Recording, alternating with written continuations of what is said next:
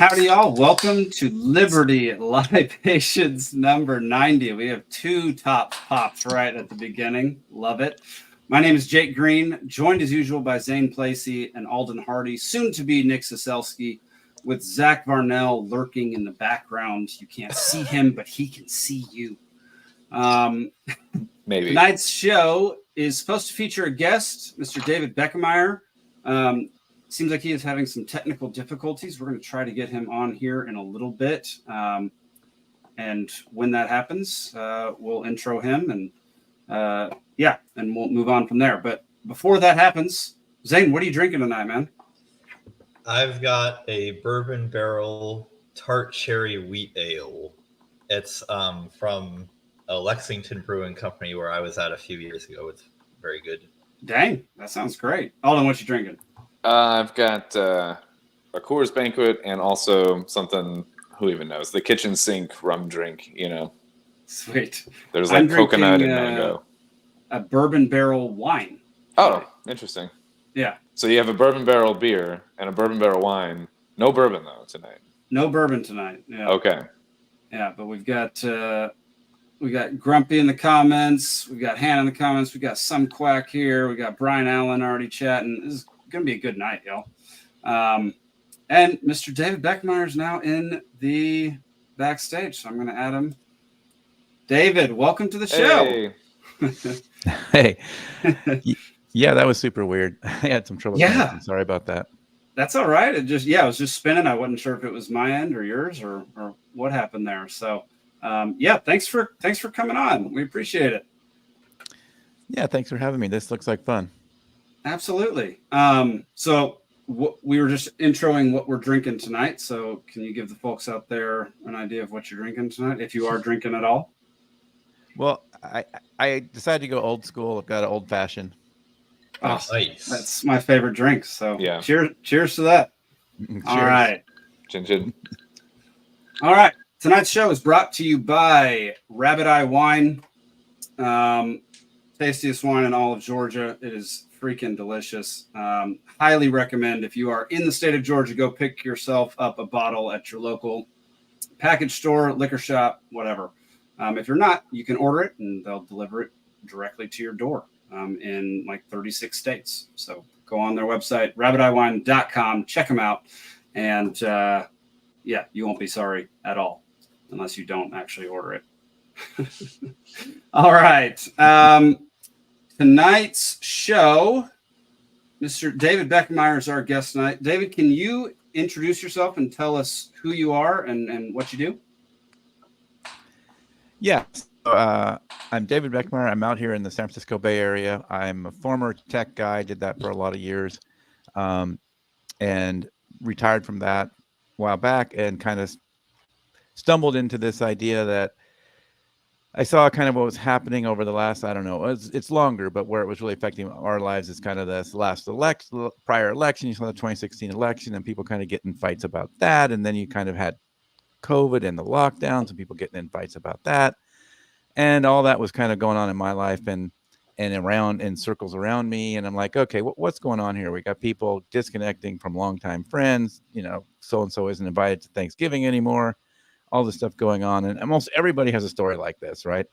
And so it's like, okay, what's going on here? And so I started kind of looking into that, and then, all right, well, I'm kind of a geek and a science nerd, so, you know, maybe I can do something with this and look at what is some of the science and what's going on out there, people looking at this, and that's kind of led me down to the road of a podcast. I didn't know if I was going to do a blog or what I was going to do, but it seemed like a podcast was a good thing.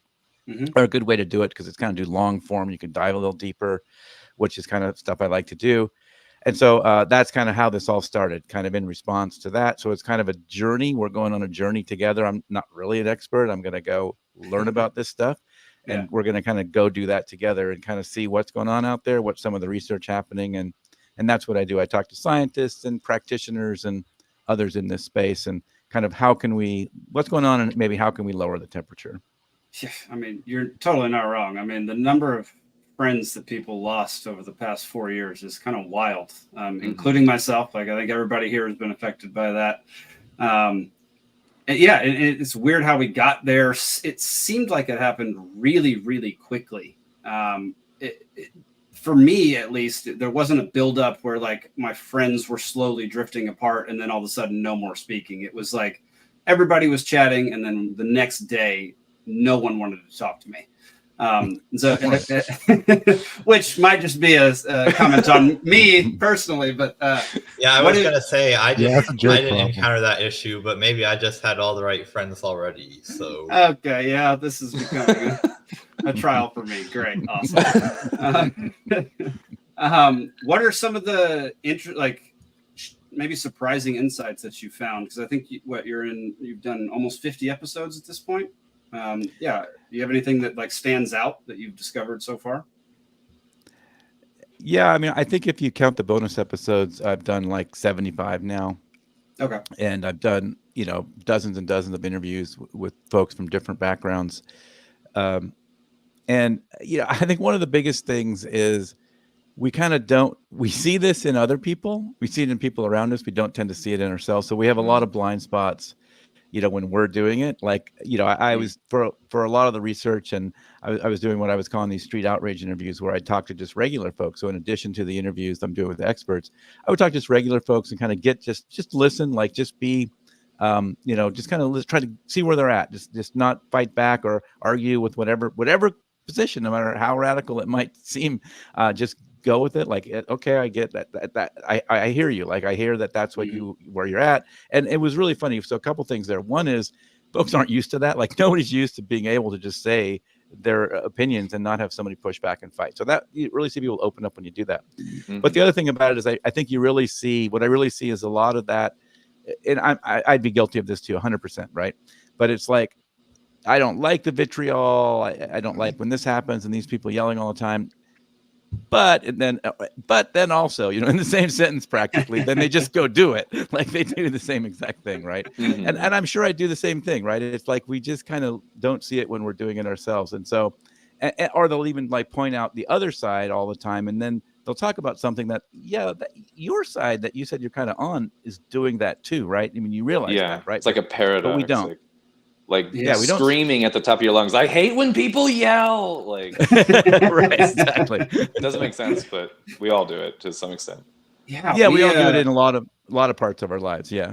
Oh, for sure. My friend and I went down to the Georgia Tech campus, where most of us are in Atlanta. Actually, three out of the four of us are in Georgia. And me and my buddy went down to the Georgia Tech campus last week to interview some Georgia Tech students just about politics or whatever they wanted to talk about.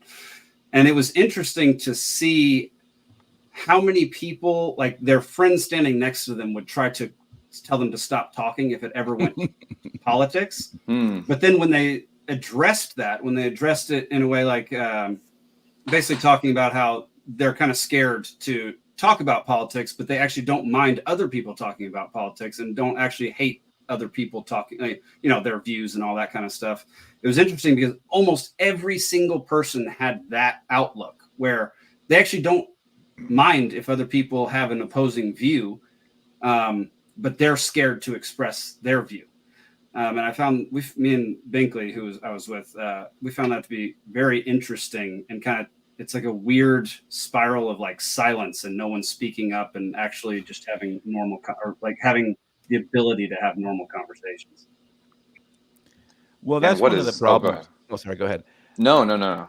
I was just going to say that's one of the problems is that we have this misperception, right? Because we see these conversations on social media, which are sort of the, 8% or whatever it is of the sort of loud voices, and they dominate these spaces, right? And of course, in the news, you're seeing the same thing, right? Who's going to go on TV and have a nice, rational argument? Oh no, they're going to bring on the person that's like the most crazy or the most wild and the most really, they're really opinionated. And that's the stuff that gets us to watch. And so this is what we see in all this information that we consume. And we sort of have a misperception that that's how the real world is. Like, that's how everybody in the real world is. And yeah, those people exist for sure. And we all have our trigger buttons, and once in a while we can't handle it or whatever. But the reality is a lot of people, aren't the way that we always see in social media. They aren't as quick to they aren't as quick to react or to be triggered and all that stuff. And they will have that conversation. And we don't see that because it's never brought out. It's not brought out as much. And so that's a bit of a problem too, that we're, I think the hidden tribes people call it kind of the exhausted majority. It's kind of like the way there's more independents than there are Republicans and Democrats combined. Mhm. It's sort of a similar thing of this. There's like more of this kind of this exhausted majority. We're just like tired of it, but you don't see them. They don't get the headlines. They don't get the clicks. They don't get the likes. They don't get the shares. The more extreme ones get the shares. And so, yeah, we do have a misperception about that, and that creates a lot of problems because we instantly sort of assume somebody that's wearing the wrong hat or has the wrong pin or has got the wrong shirt on or whatever. We instantly make all these assumptions about them that are probably a bunch of those are wrong, right? Mhm. And that instantly kind of gets us on our guard and all that stuff. So, all these things kind of combine to this. It's not there. Everybody thinks there's like, oh, I'll find one magic bullet and we'll fix social media or we'll do this, or it's Tucker Carlson in the candlestick, with the candlestick in the library. Well, it's none of those single things, right? There's no one thing you can go fix. This is what I actually find. This is what I actually find really encouraging about the decline of what might be called legacy media and the rise of these long form podcasts. Like, obviously the Joe Rogan Experience comes to mind, but there are tons of these podcasts that way more people listen to than the traditional media shows. And when you've got, only 30 seconds to say your piece, and then another person has their 30 seconds, both of them are just going to shout at each other the thing that will appeal to the lowest common denominator. But if you have an entire hour to hash it out, you actually get a real dissection of the issues. Yeah, 100%. And Brian Allen commented, "I wonder what assumptions the threat to democracy hat gets." Yeah. And dude, I had someone ask me if it was a band, and my apologies, I'm not looking at the screen. I'm in the middle of my fantasy draft. The league commissioner didn't consult me. Yeah, David, as part of our show on our platform, we sell merchandise, and one of the hats we sell says "Threat to Democracy" on it. And that was kind of born, there it is. It was kind of born out of the former head of the CIA calling libertarians a threat to democracy. And so we just decided, well, we're just going to own it and embrace it. Yeah. Embrace his lies, against us. And so I've been wearing that hat a lot, like on airplanes, through airports, and I was going to bring this up, that you are approached less than you thought that you might be. I'm approached far less than I thought I would be. I'm definitely scowled at way more than I normally am. Like, I'm normally scowled at a lot, but like it's not great. But then the few people that do approach me see it as I'm on Trump's side, which I found super interesting, because it did at first. It didn't really click that like the left tends to call like the MAGA right a threat to democracy and all that. I was just thinking about it in the libertarian sense. And they call anyone that's not them that, basically. Yeah, exactly. It's the quote, the opposing side, but. So yeah, it's been really interesting to see. It's not even a red hat though, which is what's even more interesting. Like, it's not. Yeah, it's not the typical red. I thought about getting the red one, then that would kind of be too much. I think it would be too much. Yeah. Well, it's an interesting thing because like this threat to democracy, right? And I get a little bit, I try to be careful using terms like left and right and even saying that stuff because, I've even learned a lot about that it's all kind of bogus, and a lot of it's bogus and like we don't really fit in those buckets. But there's been a lot of research and polling on things like, what people mean when they think of threat to democracy. And it's an interesting one because all this stuff gets polarized now, right? Everything gets polarized. And so threat to democracies, both sides, again, we don't really have only both sides, but to simplify it in simple terms, both sides kind of see threat to democracy, but they mean different things, right? Yes.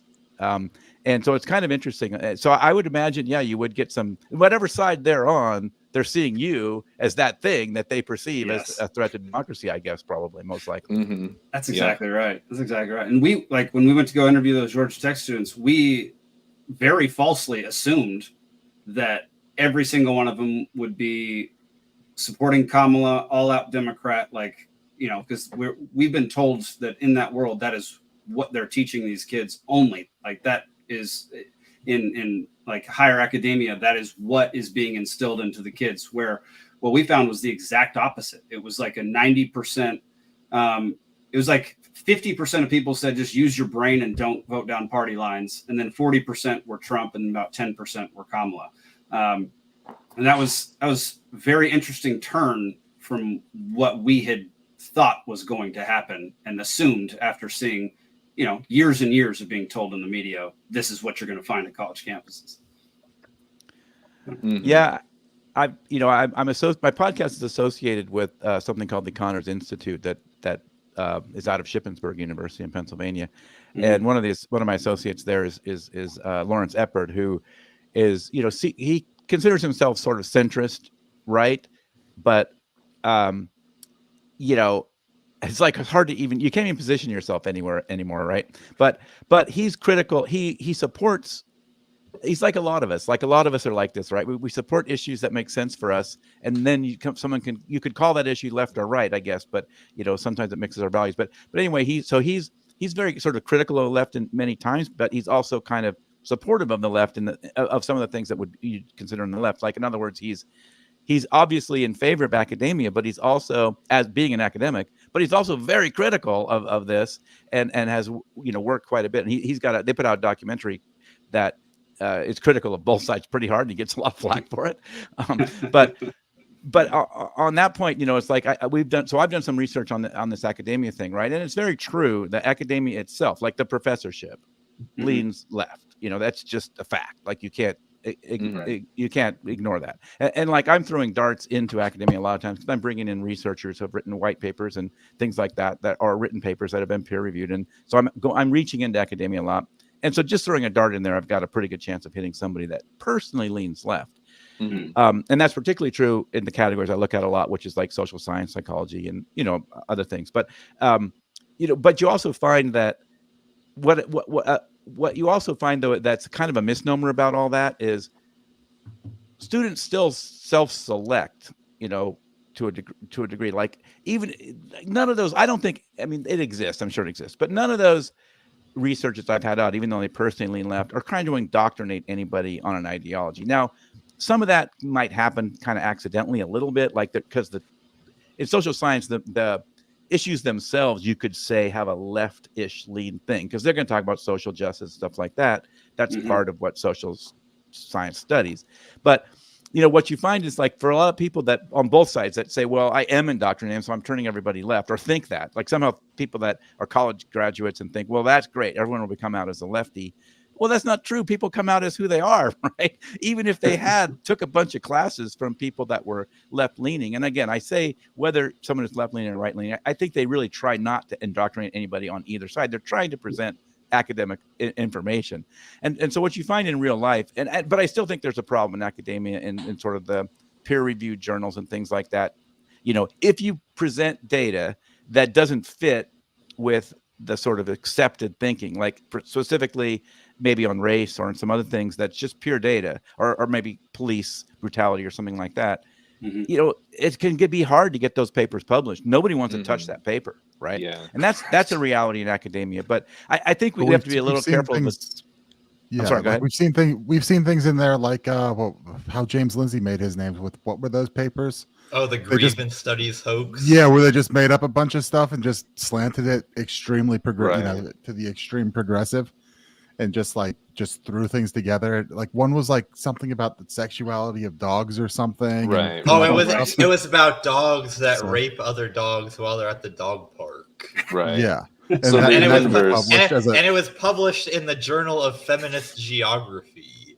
So I doubt there are really a lot of papers that are being published in that space. So no wonder. Right. And is that really a peer-reviewed journal and stuff like that? Right. Exactly. What makes feminist geography? What is feminist geography? Yeah, that's a great question. Yeah. It sounds too You sexual to be actual geography. in this geography. And Brian Allen notes that engineering is less infected. And I don't think anybody's purely infected. Like I say, it's a little bit self-selective because journalism is an area where there's more left-leaning professors and the content is often that way. Very few really smart people that lean right are probably going to go into that field. Like it's just not an attractive field for you, right? So this is a little bit of a problem. You get these self-selected things. Whereas, in engineering, material science, things like that, you have a much more balanced both in academia itself, the professorship, and also the students. But yeah, it's a bit of a problem. But we have to realize some of it's self-selecting. Like people that sort of want to do social science are probably kind of lefty already anyway, right? Or at least they align. So sort of like if you're really smart and thinking on the right, that's probably not a field that you're going to go into as much. So this is one reason why. There's fewer there. But it's a fact. You can't ignore it. I mean, it's there. It's like I forget what it is, but it's high. It's like 70%, maybe more. And I think like when I throw a dart into somebody's things, it's more like 90 or 95%. I'm going to hit somebody that at least leans, self-identifies. I'm not even saying, they just self-identify as left-leaning. So despite, you saying that that people are going to be themselves either way. They're not, these teachers and professors aren't actively trying to influence them in a certain direction.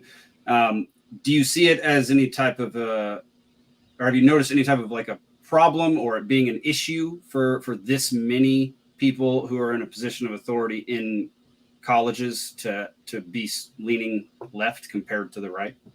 Yeah, it is a problem. We need more intellectual diversity for sure. And I don't exactly know how you get it, like I say, because it's a little bit self-selected. But I think there are things that can do, and there are people working on this. So this is not like it's not like an unknown thing. There are people looking at this and trying to come up with some things you can do. I think the peer review process needs some adjustment. I think you have to have it because that's what makes science like a real thing. If you didn't have peer review, we'd have the same cognitive biases in science that we have everywhere else. So you do need it, but I think that process needs some probably some improvement. You probably need to, somehow incorporate some diverse voices. I think you need some more transparency to it because right now I don't know if you know, but like if I file a paper and want to get it approved, I'm going to have like 6 anonymous people tell me how stupid I am, right? And I don't know anything about them. They don't know anything about me, which has got its good part, but there needs some transparency somewhere where maybe I have to be more clear about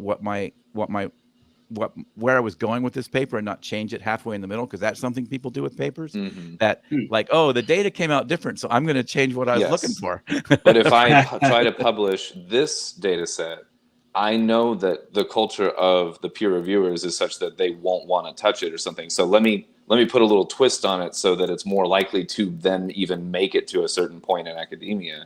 That's what I worry about more, is like that soft, like that intangible cultural sort of like influence that we're talking about, more than like professors or someone trying to like rail something into someone's head, like some Mein Kampf thing. Like, I don't think that that's the thing. I'm more worried about the like, ooh, do I submit this? It's like, that's what you found. That science should be more about just like, hey, like we had a hypothesis, it was wrong, here's what we found, and we've replicated it over and over.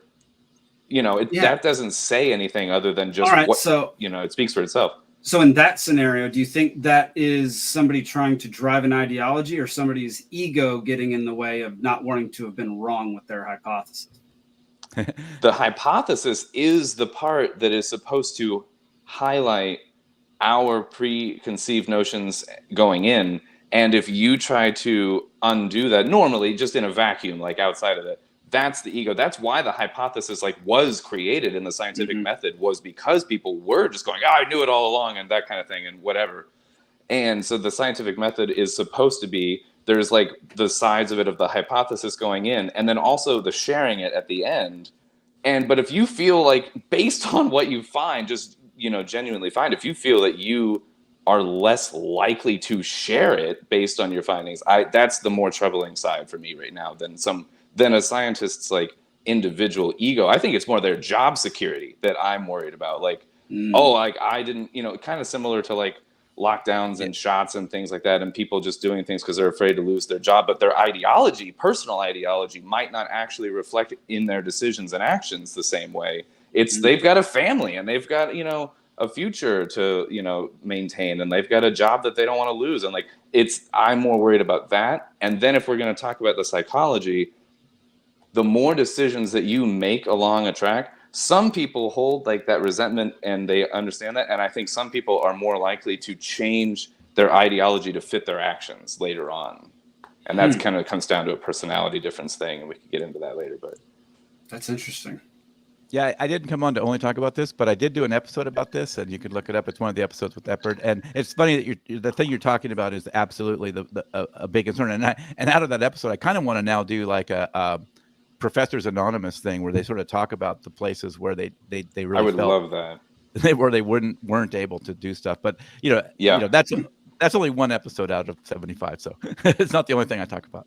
Those are like the most. I'm so interested in that. Like, I want to pull people aside and be like, what did you feel you couldn't publish? Or like when I'm on a tour guide type of thing, someone showing me something, like we were in Sedona and we were looking at like ancient, sort of like not like petroglyph art and stuff like that, and they were like, I've got some personal beliefs about it, but I don't know if they want me telling it. And I'm like, no, like I got them later, and I was like, I want you to tell me what you think, because a lot of the time it's something where like, well, I think it's this age and that, but it doesn't coincide, it doesn't line up with like the official academic narrative of like the human timeline and coming over the land bridge and whatever, and it's like, oh, like that puts it at tens of thousands of years older. And again, this is a whole other industry, but this is like a whole other area of science that we've talked about so far. But this is another thing that some people are afraid to talk about, something where they're like, hey, we found this tool like at this such and such a level of the earth, and I would date it at such and such a time. And we've seen so many people go, it probably someone dug a well once and it fell down and blah, blah, blah. And then the hurricane happened and then it flooded and lifted it up and moved it over here. And they have this like crazy narrative that I've followed several of these types of things. Yeah. And they have basically trained people not to bring up certain findings in all kinds of fields anyway. Yeah, well, let's just say that I'm not real surprised that that's the sort of unpublished finding that you're really interested in. Sure. But, and I mean, I guess it's an example of even on issues where the truth or falsity of it is somewhat trivial in terms of, how much it impacts people's day-to-day life. It's obviously happening on much more consequential issues as well, where people can't get published if they're going against what the current official narrative is. Like, if just try to be a climatologist that dissents in any way from the supposed 97% of scientists that all agree that, climate change is going to destroy the entire planet, and you will quickly find that nobody wants to talk to you because you're threatening all their grant money. And what actually happens on the climate change stuff in particular is that the scientists, if you actually read their papers, it is very nuanced, and they actually don't fill their papers with saying, oh, the whole Earth is going to be destroyed in 2 years and it's all our fault. They acknowledge a lot more uncertainty. But what then happens is when the Intergovernmental Panel on Climate Change or any other kind of popular summarizer of the scientific works of climate change summarize the studies, they leave out a lot of the uncertain results, kind of cherry pick the results that make us look the worst in terms of how imminent climate disaster is.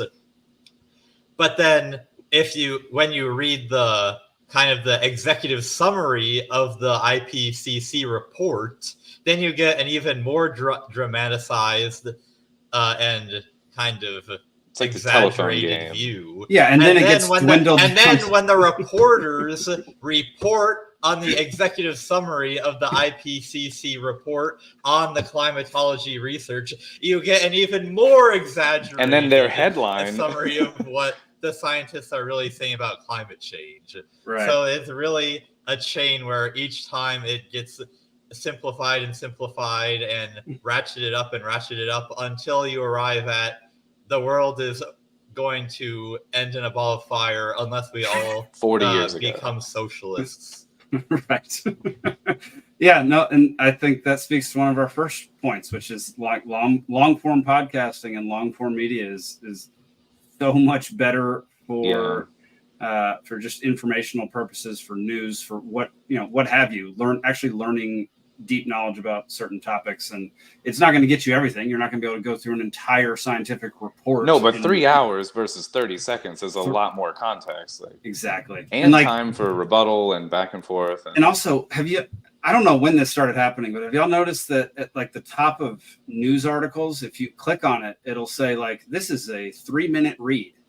Yeah. Oh, no. This is a 10-minute read. This is, and so like it's saying this isn't going to take much of your time. So here's 3 minutes. Just read through this real quick. So they're trying to get, like, even in articles, they're trying to get the amount of information they put in to be smaller and smaller and smaller, so that you will actually read it, because our attention span for reading seems to be getting less and less and less. Which with articles, usually it's you don't go past the headline, because sometimes the headline's completely opposite of what the body actually says. Yeah. Well, and a lot of people don't know that the journalist didn't write the headline, right? It was written by the marketing people. There you go. Yeah, exactly. Well, I have to say a couple things here, being a promoter of science. That first, I think there's a lot of what you're saying is right about how the stuff can get massaged and played around with. But you know, and I'm not an expert on climate, and I have not even done. I think I have one recorded episode I have not released about climate, but I haven't. It hasn't been a main focus. But I did speak, and I have spoken before. I'm not with David Helfand, who's a physicist, astrophysicist, and he also is like the chair of the National Physics Society, I believe. And I'm a physics dropout, so that's why I always appreciate physicists. But he has a great YouTube. If you look that up, David Helfand Climate or something like that, he has a great YouTube that really walks through some of the basic aspects of some of the science and some of the and the idea of, and really is hardcore about the idea of evidence. One thing I like about Helfand is he's at Columbia, and he teaches.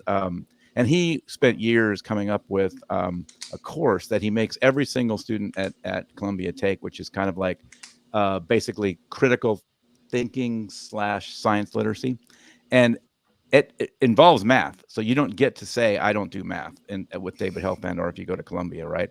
So, you know, I love that about that, right? Like we all can do it. Like we think it's, oh, no, I don't do math. Well, no, you can do it. Anybody can do it.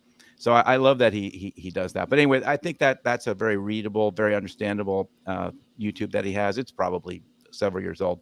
But I think that's a good one to start with on this topic. And anyway, I'll just kind of leave it at that. Can I read it in 3 minutes, though? No, I don't think so.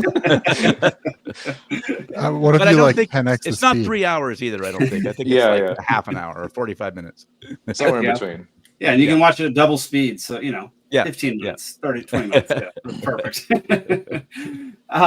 Well, David, are you planning on sticking around for the whole show, or are you going to head out here after we move on to the next topic, or at any point in time? Well, I don't know. Do I add any value to all these discussions? I'm certainly not an expert on all this, but you know, maybe we're not experts on anything. We are. If you're not, we're not. Yeah. So up next, we'll be talking about the RFK joining the Trump ticket. When we're talking about a city down in Honduras that's a for-profit city that it kind of gets a grant from the government to be able to do what not gets a monetary grant, is granted by the government to do its own thing down in Honduras. And then we've got you can see it on the side, drunkard of the week. Then we just listen to the audience members for a second, ask any questions they want. Then we just talk philosophy. And then Zane has requested we put trivia at the end because he is doing his fantasy football draft right now. And we're actually about over with round 14 of 16. So how do you have that many rounds? You did 14 rounds in 34 minutes? Well, we've got several people on auto pick, and there are only 8 people in the league. So, what's your team looking like, Zane? Yeah, give us your first 3 picks. I think it's pretty good. I've got Lamar Jackson, Christian McCaffrey, Isaiah Pacheco, AJ Brown, Drake London, Trey McBride, Jalen Waddle. How many people are in the league? 8. Every team that you read off, when you're in an 8-player league, you kind of yeah. When you're in an 8-player league, you get a stacked roster. Yes, and my second quarterback is probably Kyler Murray, and you're like, okay, all right, like. David, do you play fantasy? Actually, I'm drafting my backup quarterback now, and it's gonna be Justin Herbert. Oh my gosh, that's your backup. Good Lord, you should go with Kenny Pickett. No, do not ever go with Kenny Pickett. David, the Eagles are learning that one. Do you play fantasy football, or have you played in the past? I have not, but the funny thing is, my wife plays, and oh wow, Yet she doesn't really pay attention to football that much. So she just sort of does anything random. And then she beats these guys that are way into it. And they get so angry with her. Yeah. Yeah. We've there's experienced so much some of luck that where, involved. yeah. Yeah, it's I've like had, March Madness. It's like March Madness, trying to pick a bracket. Yeah. Like the people who watch no basketball do the A absolute quick pick best. will win. Yeah, I was doing like decent in this past March Madness bracket until like I think by the time it got to the Elite Eight, I think I got pretty much tapped out on that. But like in the first 2-3 rounds, my picking rate was extremely high. And then I just she made did win. bad calls. She did win the basketball bracket at her work this year, so they were also mad Unbelievable. about that. Yeah, that makes sense. I would be one of those mad people. I watch way too much basketball to lose horribly at March Madness. But to be fair, she actually does pay some attention to college Right. basketball. Okay. She likes it. Good for her. Jake made me do a college basketball bracket for March Madness when we were in college, and I won. And I knew so much less than him. You knew almost nothing. Watching you pick a bracket was painful to my brain. Well, I won. That's what I'm saying. Yeah, I'm not saying I was good at it. I'm saying I won. Hey, Zach, before we move on, let's throw David's website up there. And David, can you shout out like where people can find you and all that, so that we can, so that they can go out there and look at your home address. Yeah, my home address. The best place is outrageoverload.net. So it's not .com, but it's not .net. A lot of people hear me say Outrage Overlord, so you can also look that up and probably find me, but it's outrageoverload.net. That seems like a very different podcast. Yeah. So, and then I'm Outrage Overload on like all the socials, Instagram and Twitter and Facebook. Sweet. I feel like you're lucky you got the handle to match everywhere. That's nice. It's so difficult, man. We're launching a new show next month called The Cascade Effect. And everything was gone except for the cascadeeffect.net. Yeah. Which works fine. And it sounds pretty good. Cascadeeffect.net. I feel like unless you have a name like one of Elon Musk's kids or something, it's really hard to get just like a synchronized handle across everything. Well, if you do want to laugh, you can go to outrageoverlord.com. I'm interested in that. Yeah. All right, guys. I have the last overall pick, and I need a kicker. What? Oh, I don't. We don't play with kickers. We don't play with kickers. I don't give a crap. Brandon, I'll play with he's available. Like, if you need a kicker, what kind of team do you have? 7 points for a 50+ yard field goal. If Brandon Aubrey is available, that's my guess. No, he's not. Well, then who's John Carney. What? Kaimi Fairbairn or whatever. Who's the top available, Zane? Jake Moody from the Niners. He's good. Basically, you just kind of got to get pick a kicker with a half decent offense to ensure that they're in. It's with a quarter good offense because you want them to get most of the way down the field and never score a touchdown. Yeah. Yes, but I mean. Yeah. If Jake Moody doesn't work out, I'll just cut him and pick one of the other 27 kickers that are still available. Yeah, kickers. I was thinking about Young Hoku, but I already. We'll see. Okay, we're moving on. We're moving on from fantasy football talk. I can't do this. No, the people crave the fantasy football not kicker talk. No. If you were talking your first or second pick, then we can talk a little bit longer. But you're talking about picking kickers, so we're gonna move on. Zach, the manhole covers. Pull up the RFK stuff, please. So for those who are living under a rock, RFK has joined the Trump ticket along with Tulsi Gabbard. Tweeted out, Wonder Woman just joined the Justice League. Go to the next tweet there, Zach. And then all of a sudden, all of these ridiculous memes started coming out. Gabbard is Wonder Woman, Musk is Batman, Trump is Superman.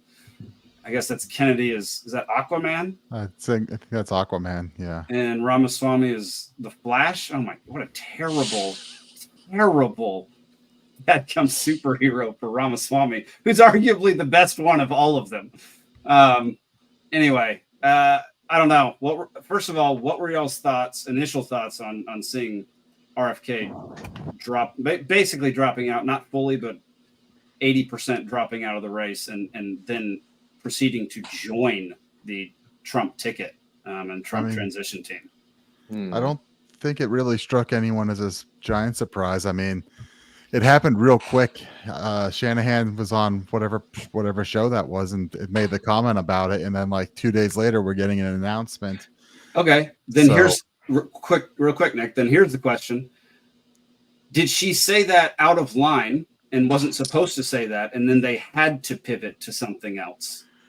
I think the deal was probably basically there by that point, and whether it sped time up a little bit or not, I'm not sure. But as they're hitting into a lot of issues now with withdrawing, those deadlines are coming up. So because mail-ins are going to start getting sent out at some point soon, early voting. So they were up against the wall, and when you're looking at what their burn rate in July was, I think they spent $7 million in July. They had like $3.9 million on hand with $3.5 million of debt, and I think after you got the Trump assassination attempt, and that kind of solidified people to his side, and then you got the Biden switch, where people I think were really starting to see through Biden's mental state.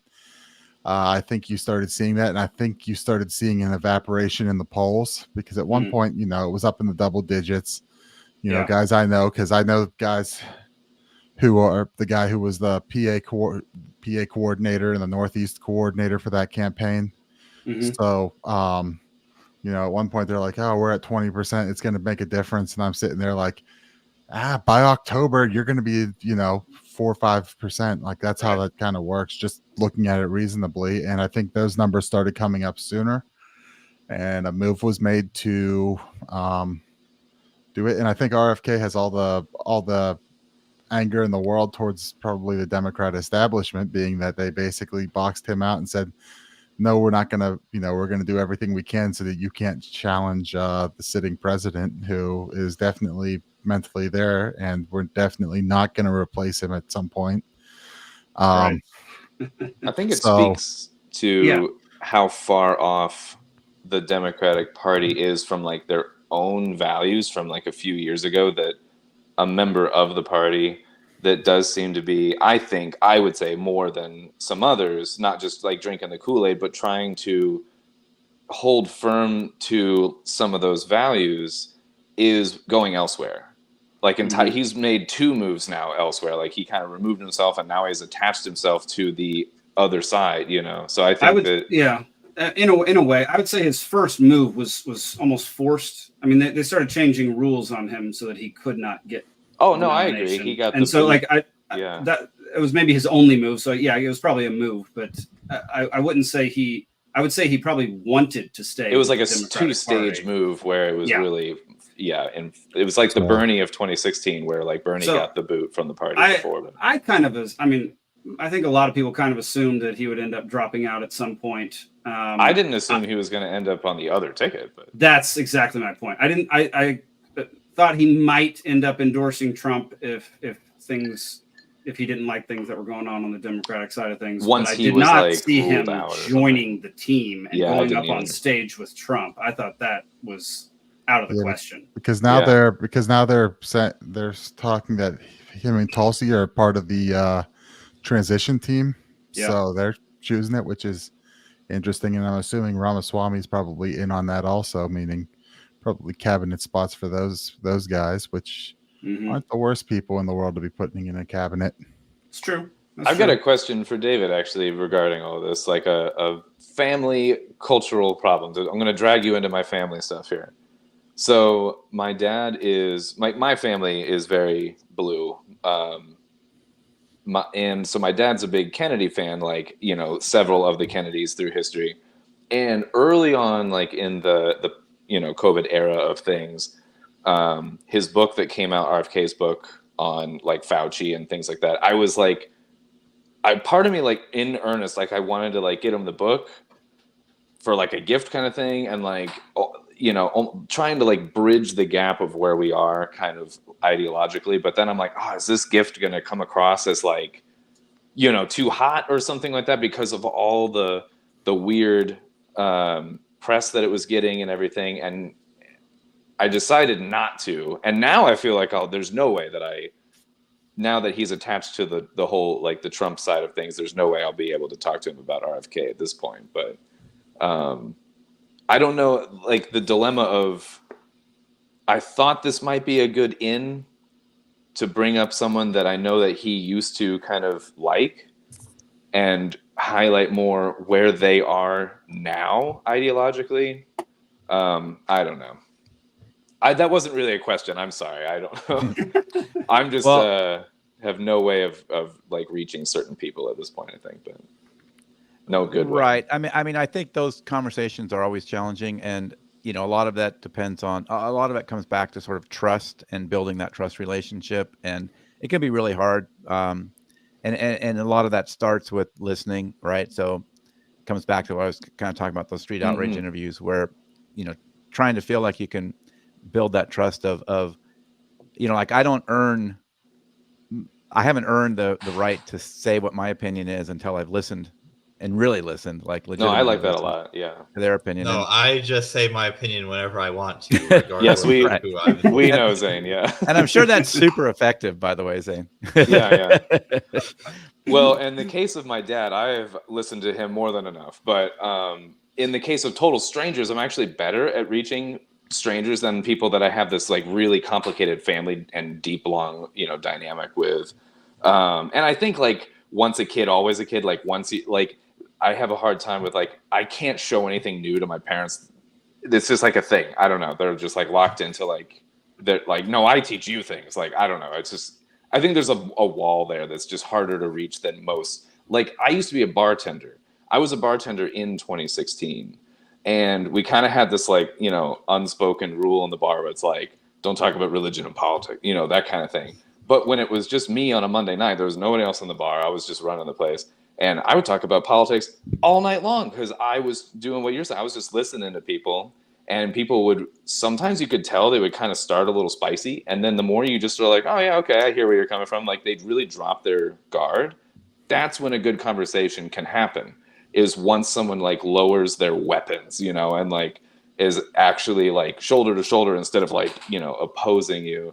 And I had a lot of good conversations with people. Some I agreed, some I didn't, and I think a lot of it starts with the listening, acknowledging, like validating, like telling someone like, I actually hear that concern. Like here's how I would, go about a similar solution. Like we're wanting a similar thing. We're defining the result differently, or we're defining the problem differently or something. So listening, I think it is really truly the first step that I've found. It just doesn't work with family. So, well, yeah, there can be some special dynamics, and I was sort of going to mention that, like, yeah, you can have these dynamics that might preclude getting anywhere, right? But and I think a lot of times we go in with the wrong idea if we're going in to change anybody's mind anyway. We should go in with understanding, and then maybe they'll change your mind. Who knows?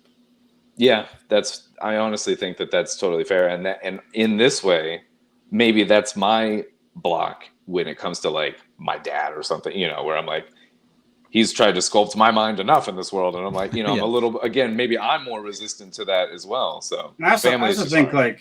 In that same vein, like somebody can recognize when you are being honest and open and like trying to understand them, and then they'll want to understand what you're saying too, instead of the like prove me wrong attitude. Right. To start a conversation, which is like you're starting hot, you're probably going to end hot, you know, but yeah.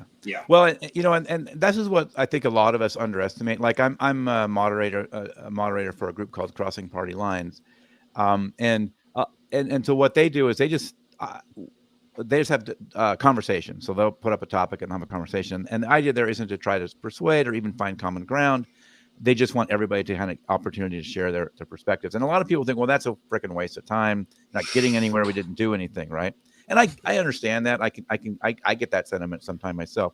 But what I've come to really appreciate is it really does have value, because we can't, like, even if you want to just be an advocate for your position, and I'm not going to change, not going to do it, I'm just going to be, well, you're a better advocate if you understand why people disagree with you. Yes.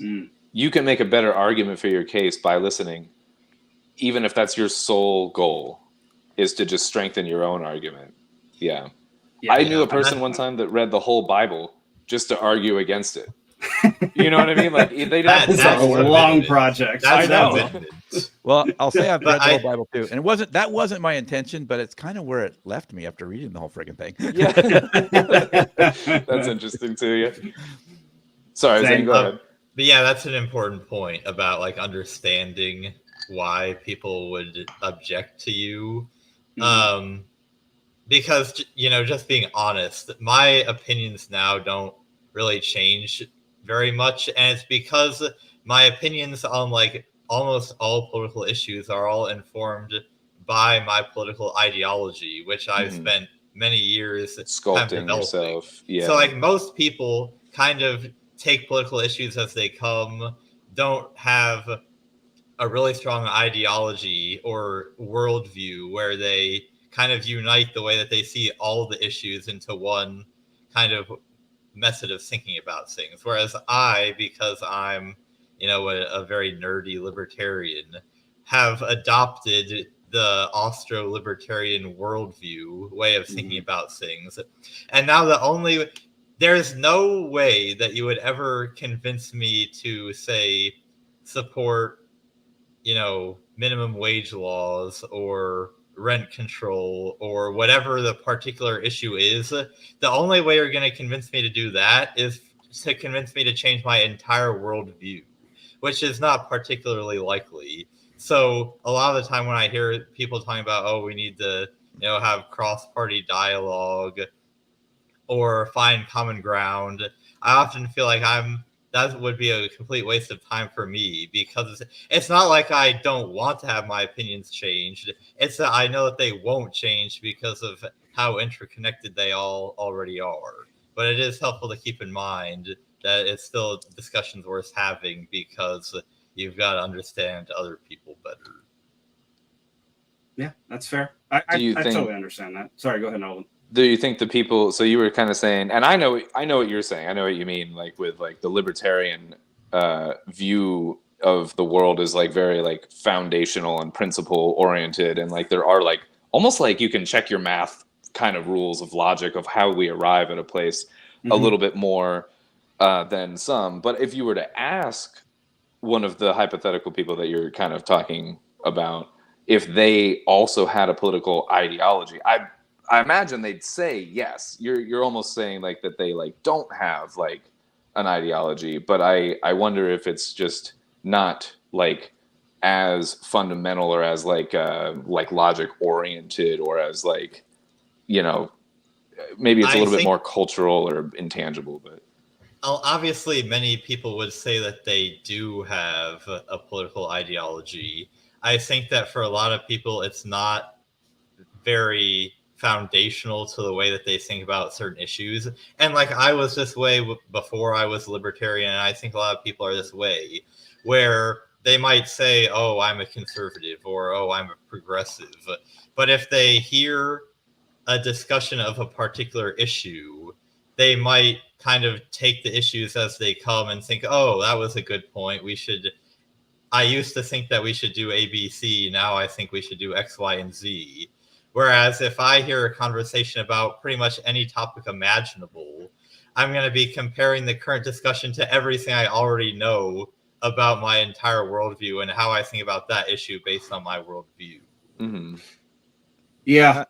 I do find that I find that in myself as well, Zane. Like that happens to me regularly. There are a few topics, you know, in the libertarian world that are up for a debate. And they do become debatable, but I do find that I definitely derive my politics from a very principled, very Austro-libertarian point of view. For me, it's anarcho-capitalistic as well. But I think some of the time, I tend to reason with myself that like our ideology, like what we believe, our principles, it's okay to do that because the core of our principles is we don't hurt people and we don't take their stuff. Like it's like the very base idea of our principles is a good thing. And so then it becomes really difficult to change or be open to changing anything about something that has spurred off from that base principle. It's almost like a religion. I mean, I would say that my actual religion informs my political ideas very much. Like, yeah, I would fair. say that that at least my understanding of a lot of Christian moral teaching would propel you in the direction of Austro-libertarianism. Obviously, lots of Christians disagree with me, and lots of Romans agnostic 13. libertarians disagree with me the other way. But that's my position, and I'm sticking with it. I forgot to tell you guys that. I forgot to tell you guys that my philosophy is to take their women and drink their wine. But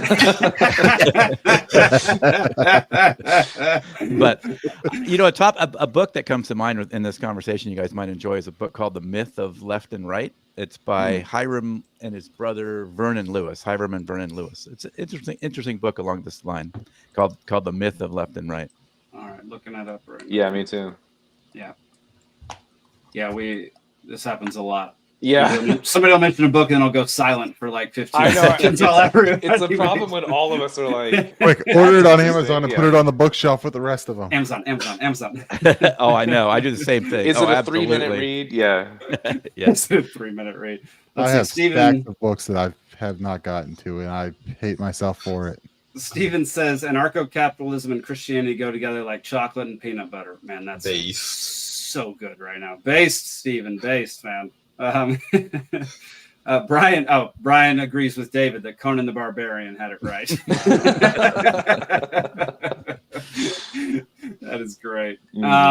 Okay, so aside from just the fact that RFK joined Trump, and that was it's just the rest of the campaign is going to be strange. I don't know what's going to happen over the next 70 days. As if it wasn't already gotten strange because it's going to get stranger. Some of the states. Well, what's funny is that some of these states that were trying to keep RFK off the ballot have went, no, actually, you're on the ballot and you can't withdraw. Yeah, Michigan did that, which is hilarious. Michigan, I think North Carolina, several of them. I know, like here in Pennsylvania. That's so funny. I don't think it was looking good for him. Yeah, because he got challenged and he showed up to I guess his flight got canceled, and so he showed up to the hearing late. And the judge wouldn't let him testify. And I think the judge was a Democrat and was basically just about to throw that out anyway and said, no, you can't be on the ballot. Okay. Well, yeah. That weird stuff's definitely happening with that whole thing. But aside from that, just what do y'all think of the optics of them literally calling themselves the Justice League? Do you think that's great marketing, or do you think it might be copyrighted even? I don't know. Like that. I mean, anytime you can get those memes out there. I mean, Trump won in 2016 largely off of memes, or at least that's what that's kind of how it goes. So they're, I think in some way portraying, I mean, you want to show your marketing, you want to show a strong leader. And I think like the picture from the day Trump got, from the Trump assassination attempt, where he's standing there, blood down his face, fist in the air under an American flag. I think that, and then just juxtaposing that with Biden at that point was strong. And I think, having that strong leader, iconography and marketing is something that is generally persuasive. So I think that's definitely something there. Yeah. I mean, I agree. It's like the Justice League will connect with the pop culture side of the United States. It's weird that, I don't know. I find it to be weird marketing. I don't know what. It's very. It's not clear what justice thing they're talking about. Like what justice for what? I don't really understand. And the Justice League is a bunch of like overpowered vigilantes. Like it's a weird message. I don't know, man. Like. The thing with memeing is that the way you look at it is always going to depend on whether you agree with it or not. Yeah, that's like I'm sure the people that like Trump think that it's a great branding, and the people that don't like him think that's cringe. Well, where are we? But that's the same thing that we do. Like I think all of us would affirm the statement that #left can't meme. But if you showed a progressive a bunch of Democrat memes, they probably would at least say that they were funny.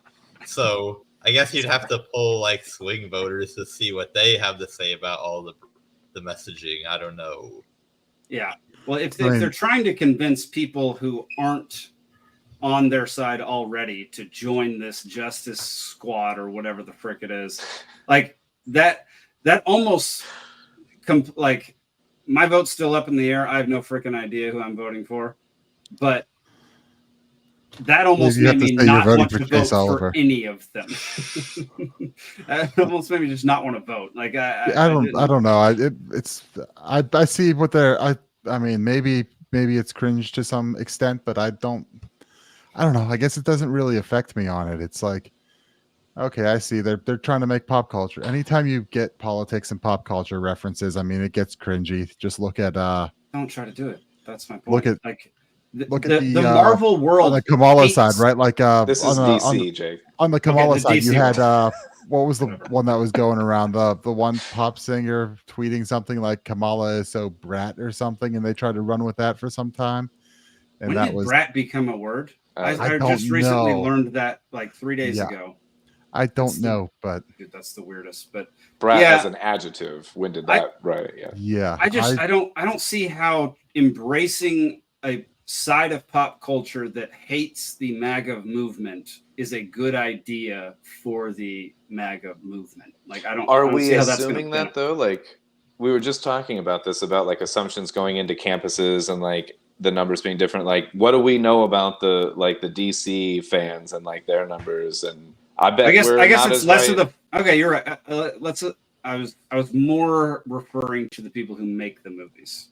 Oh well, that's a different thing. Because I'm in that world. That's exactly what I'm talking about, though. Is that's the top-down thing? A handful of people that influence an industry versus like all of its consumers. And right now, I think the more interesting thing is associated with the consumers of it and the fans of it than it is the producers of the movies. But yeah, fair. All right, David. Here's a question for you. Do you know?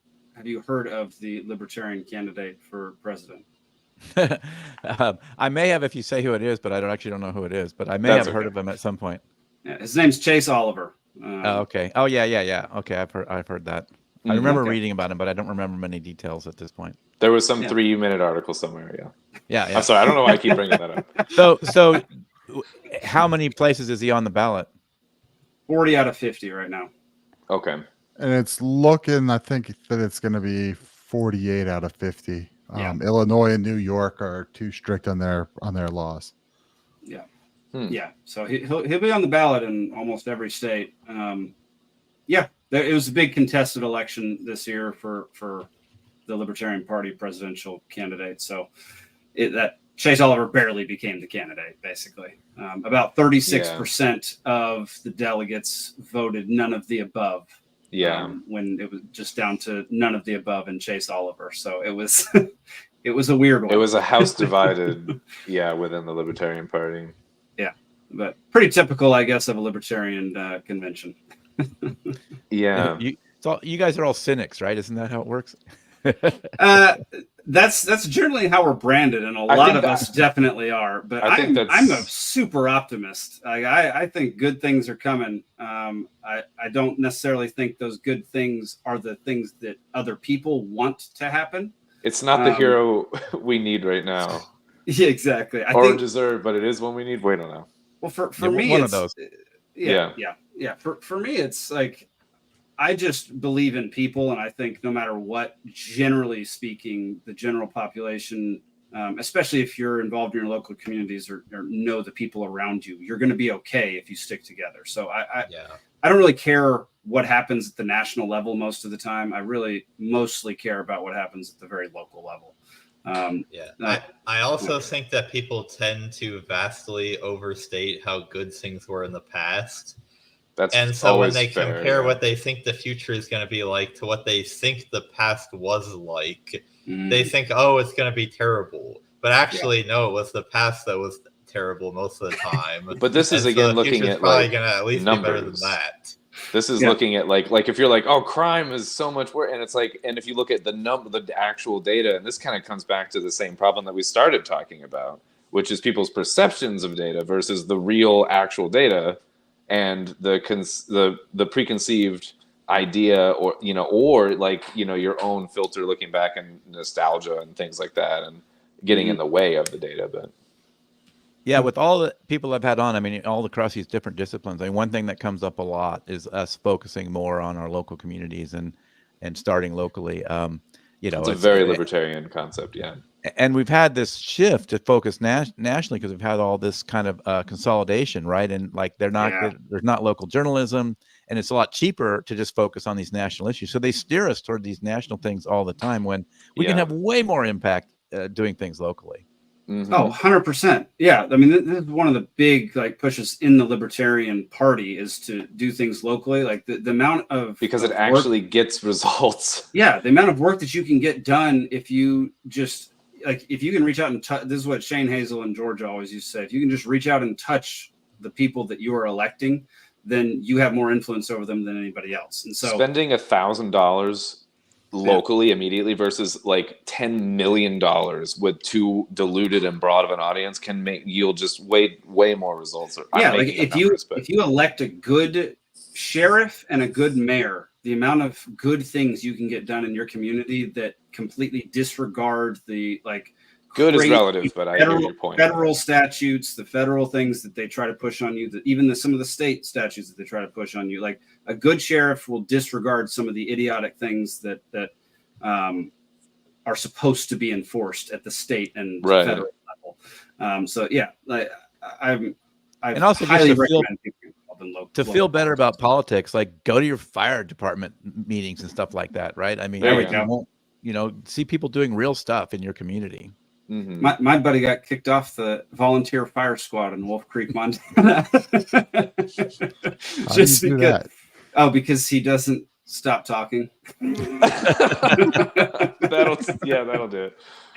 He's one of the funniest guys. Yeah. I love him so much, but he told me he got kicked off the volunteer fire squad, which is something because I know volunteer fire departments are always hurting for people. Oh, they were still asking for people to come volunteer as they were kicking him out. Yeah. Anyone but this guy. Now hiring, but not you. Yeah. Freaking cracked me up. All right, we're gonna move on to something a little bit different. There's a town popping up in Honduras, or has already popped up, called Prospera. And apparently there are a few thousand of these around the world. Zach, we're going to skip that ridiculous dance and we're going to go to the next thing. And New York Times wrote an article about it that said it might be crashing down. If you read the full article, there's no sign of it crashing down. This is another thing we were just talking about, the headlines and who made this headline. Yeah. So this city was built by this guy. I forget his name, Jorge Colindres. And it's a for-profit town. So it's outside of the jurisdiction of Honduras, where the laws and regulations are made by, the people who own the land, which is him, basically. Mm-hmm. He's building. It's a very laissez-faire type scenario where he's trying to get people there who want to do away with the political structure of things and just want to build their business, raise their family, like that kind of thing. It's it's another attempt at Galt's Gulch. They even mention Galt's Gulch in the article. Well, of course they do, because the only libertarian that any non-libertarian has ever heard of is Ayn Rand. Well, that's when true. You talk to them about libertarianism, they just assume that you are an objectivist that loves everything that Ayn Rand ever said. I mean, I know Jake and I like some Ayn Rand stuff. So I love some Ayn Rand. Like, I don't agree with the objectivist philosophy in a very deep way, but I love her books and I love her stories. The character structures of carving out the conformist, the nonconformist, and the individualist, she does one of the best jobs of identifying those types of characters of any author. But 100%. And Zach, you can go to their website to get a better description of what this place actually is. It's the next tab. So yeah, this guy started it. It says a startup city with a regulatory system designed for entrepreneurs to build better, cheaper, and faster than anywhere else in the world. And you can go through this website. It's very interesting. The like how you can get there, how you can get, become a citizen of that community. It's very interesting. I highly recommend y'all go check it out. But what do y'all, I don't know, Zane, what do you think about the idea of, as a libertarian, of a private city? So it's funny you say that, because I have a book that's very good called Free Private Cities. And it's just it's first of all a historical account of every time something like this has been tried in the past. So like, going even all the way back to the Hanseatic League in the Middle Ages, where you had all these cities throughout the Baltic that were free from any imperial government. And so lots of businesses and tradesmen were there to take advantage of kind of the low tax, low regulatory environment that was offered by that. Mm-hmm.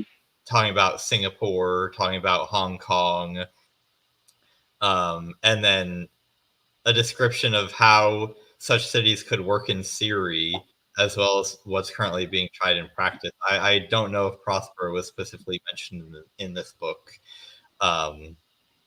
It's relatively new, so probably not. Certainly, there are several cities for a like couple of this that are years, but currently I being tried. haven't kept up. Go ahead, Zane. What was that, Nick? Prospera has been a thing for a couple years, or at least I remember some of the planning stages a couple years back. I have not kept up on where it is or or its current state. So this is kind of me catching up now. Yeah, but anyway, I think that it's a very interesting idea, and I hope that it succeeds. Of course, the challenge is always making the government of whatever country you're in want to cooperate with you. Right. This is why a lot of these cities are based in the Caribbean with countries that you can kind of just pay off and they'll leave you alone. Right. But what I think has sometimes happened with cities like this in the past is that they will make an agreement with the government, start building, and then a new government will come in and not like it that they have this kind of group of rich guys that are not subject to every single one of their laws. And then they'll just ruin the entire thing because they can't handle it that some people are wealthier than them. Yeah, that's my very similar thought as what I had is like, at what point does this city or one of these cities become so prosperous that the government just annexes it and takes it back, like, and sees something that they want? It would be very quickly, which would then lead to, do these cities then need to form their own militias for defense? Like, then it becomes, we're a brand new country, Well, and then when you just make your own laws, yes. Second of all, how? Become the villain. That's the real question. Fair enough. I'm trying to keep the DC references as a theme tonight, but great, thank you, Alden, for keeping that involved. We talked about like the headline though of the article. I feel like there's already just like baked in pushback from American media, like, this is gonna fail. You know what I mean? Like, dude, the article I read it, and like, they provide no substantive argument that it is about to crumble. They only give like idealistic reasons why it will crumble, why it should crumble, and why won't you're make exactly it crumble. Right. It's like the headline does not indicate anything of what was actually real, like tangible. But who will build the roads? David, what do you think about a private city, that idea and implementation? I think I'd have to study this topic for 20 years before I could give you an informed decision on that. Give us an uninformed decision, just like your first reaction to it. My first reaction is sort of like, it reminds me of, I think South Park and Family Guy have both done episodes about this, and Pretoria, yeah, something like that, right? And it's kind of funny because it sort of we just sort of end up with the same thing we already have in the end. And Right. I don't know. That's obviously they're making a joke about it, but that's what comes to mind for me is that like you start down this path and like you were even saying, well, pretty soon we're in a militia. Oh, wait, then we're probably going to need representatives. And then we really don't have time for it all. So and pretty soon we have like the nation we were a part of has lobbyists for our representatives. And you're like, okay, all right, we're another cog in the machine. Like, no, this is a really interesting point. And you hit upon actually a critique of anarchist philosophy that I believe Murray Rothbard, who's a pretty significant anarchist philosopher and economist, anticipates in a book that he wrote called For a New Liberty, where he points out that some people would critique our ideas of, anarchy by pointing out, well, once you are in a state of anarchy, won't certain organizations coalesce that will become what the government was? And so have you actually achieved anything? And Jake, he points out that what this essentially means is that many critiques of anarchism are simply a description of the status quo.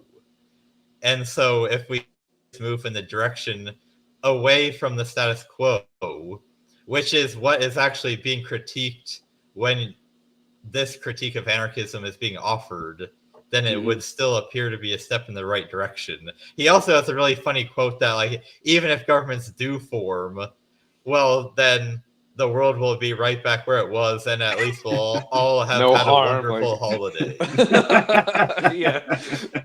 Jake, throw that comment back up.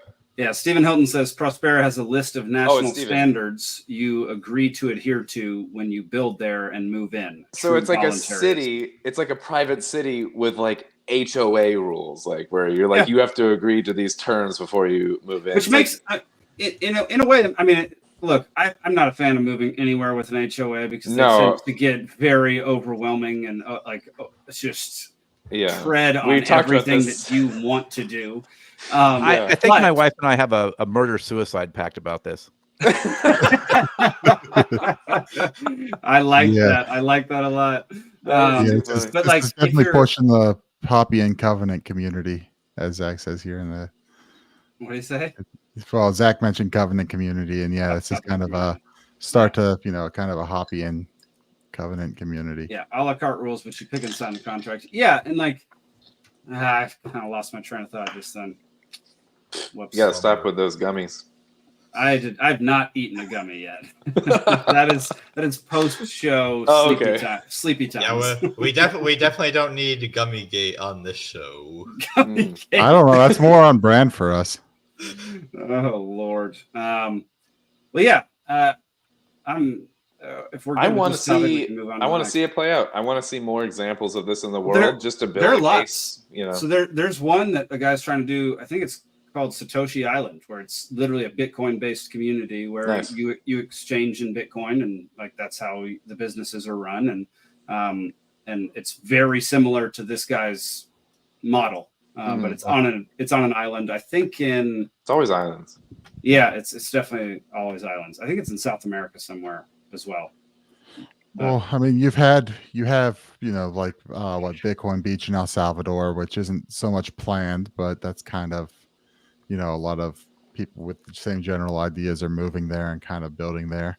Brian mentions seasteading, which was still an idea that's out there. I haven't heard too much, but then there was like that guy in. Well, there's a guy in Canada. Thailand? There's a guy between Canada and the U.S. that have a little floating island.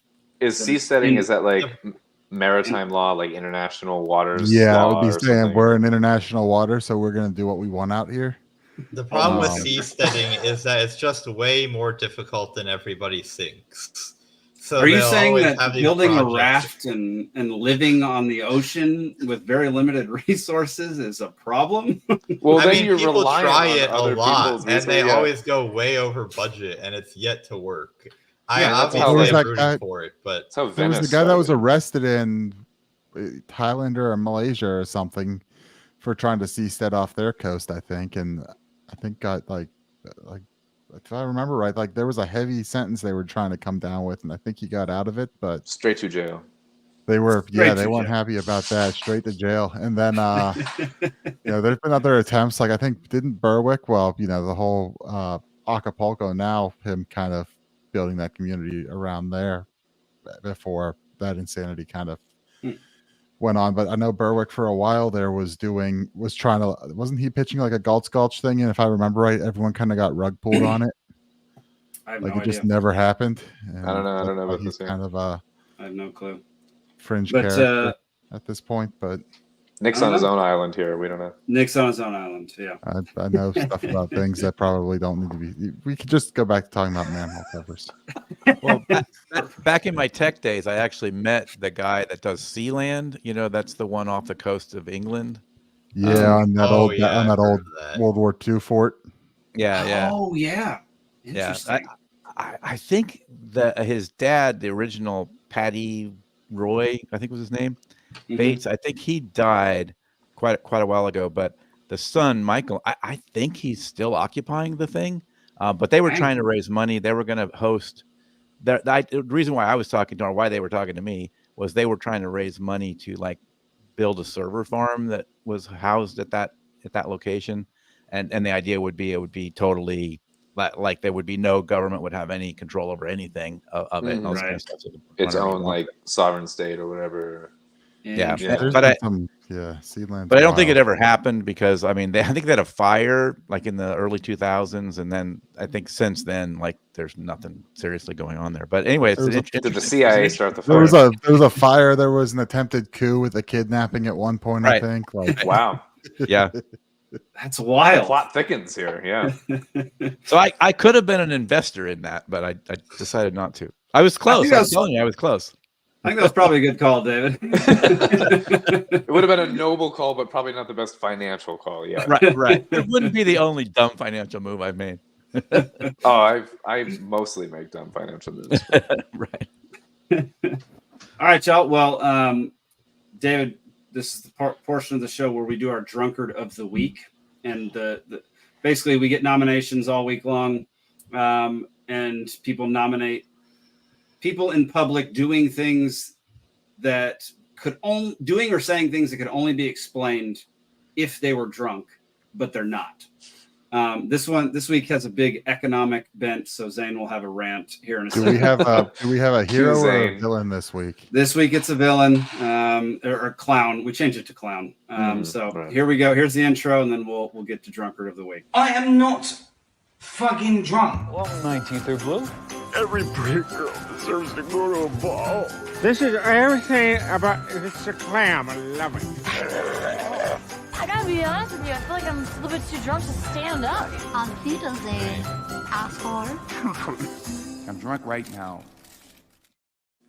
Is that Jeff Bezos in one of those No. shots? There's a bald guy that I thought looked like Jeff Bezos for a second. Hang on. I've been wanting to ask that for like 3 weeks, and All right, I gotta watch it again. We're watching it I again. am not fucking drunk. Well, my teeth are blue. Every pretty girl deserves to go to a ball. This is everything about it's a clam. I love it. I gotta be honest with you, I feel like I'm a little bit too drunk to stand up. On Wiedersehen, asshole. You're talking about the flight attendant? The Auf Wiedersehen scene one. That's just a flight attendant. Oh, I don't know. An actor. Oh, That's in Bridesmaids, the movie Bridesmaids. Oh. Looked like Jeff Bezos for a second. I don't know. All right. Here is our drunkard of the week. I'm so annoyed with all of these billionaires, with like the exception of a few, but especially Elon Musk. Like, you buy Twitter to destroy it for $40 billion, right? $40 billion. Elon Musk, imagine if he donated that money to UNICEF. I know. Yeah. He would change the $1 billion. Elon Musk, imagine if he donated that money to UNICEF. I know. Yeah. He would change Well, think of all the bureaucrats that would have it, that could get on the gravy train if he donated it to UNICEF. He could go. He would. You change cannot the stop world. talking. There would be no hunger. He could go in his pocket and donate that money. He could go. I'm not as think as you drunk I am.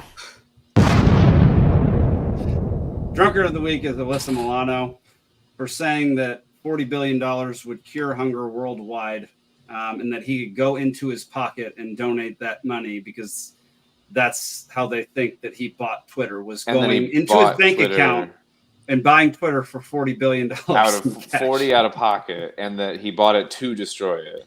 Yeah. Zane, do you want to explain how he didn't and couldn't buy Twitter for $40 billion cash? Or do you just want to leave it at that? Right. So I'll explain that, although that wasn't the direction that I was originally going to go. But real quickly, I mean, obviously he raised money through various financing operations. So it's not like he had pallets of cash in his house that he brought up from his basement and then bought Twitter. But Breaking Bad style. And I see progressives make this mistake a lot when they're talking about the valuation of companies and comparing it to like cash, because people will be like, you know, Amazon Liquid is worth assets. $1 trillion. Therefore we, you know, Jeff Bezos or all these other rich guys, we can just keep taxing them, and it doesn't matter because of how much these companies are worth. But when we say that Twitter is worth $40 billion, or we say that Twitter is if we say that Twitter is worth $40 billion, or we say that Amazon is worth, you know, $2 trillion or however much it is, what we mean by that is the expected present value of all of the future cash flows that will be produced by Twitter or produced by Amazon is worth that amount. It doesn't mean that there's literally $1 trillion sitting around that we could just spend however we want to. Yeah, it's not liquid.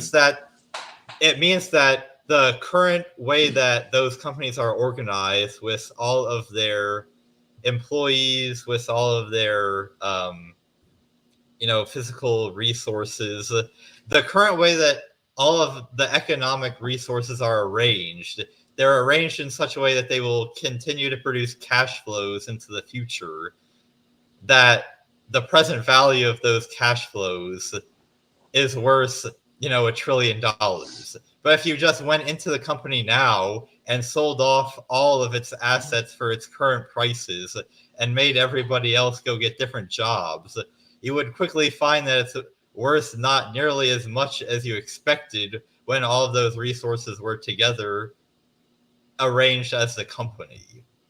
And so, like, you know, the reason that Elon Musk bought Twitter is because he expected to destroy it, to make more money than he did. He expected to make more money than he was investing into it. Mm-hmm. If he instead had donated $40 billion to the UNICEF. charity of your choice, somebody still would have owned Twitter. It's not like Twitter would have suddenly become unowned. And so then why couldn't you just, no matter who owned Twitter, you could always make the critique, why don't you sell Twitter and donate the proceeds to the poor? Well, if you did that, you would have to sell Twitter to somebody else. And someone else would and then own that it. person would own Twitter.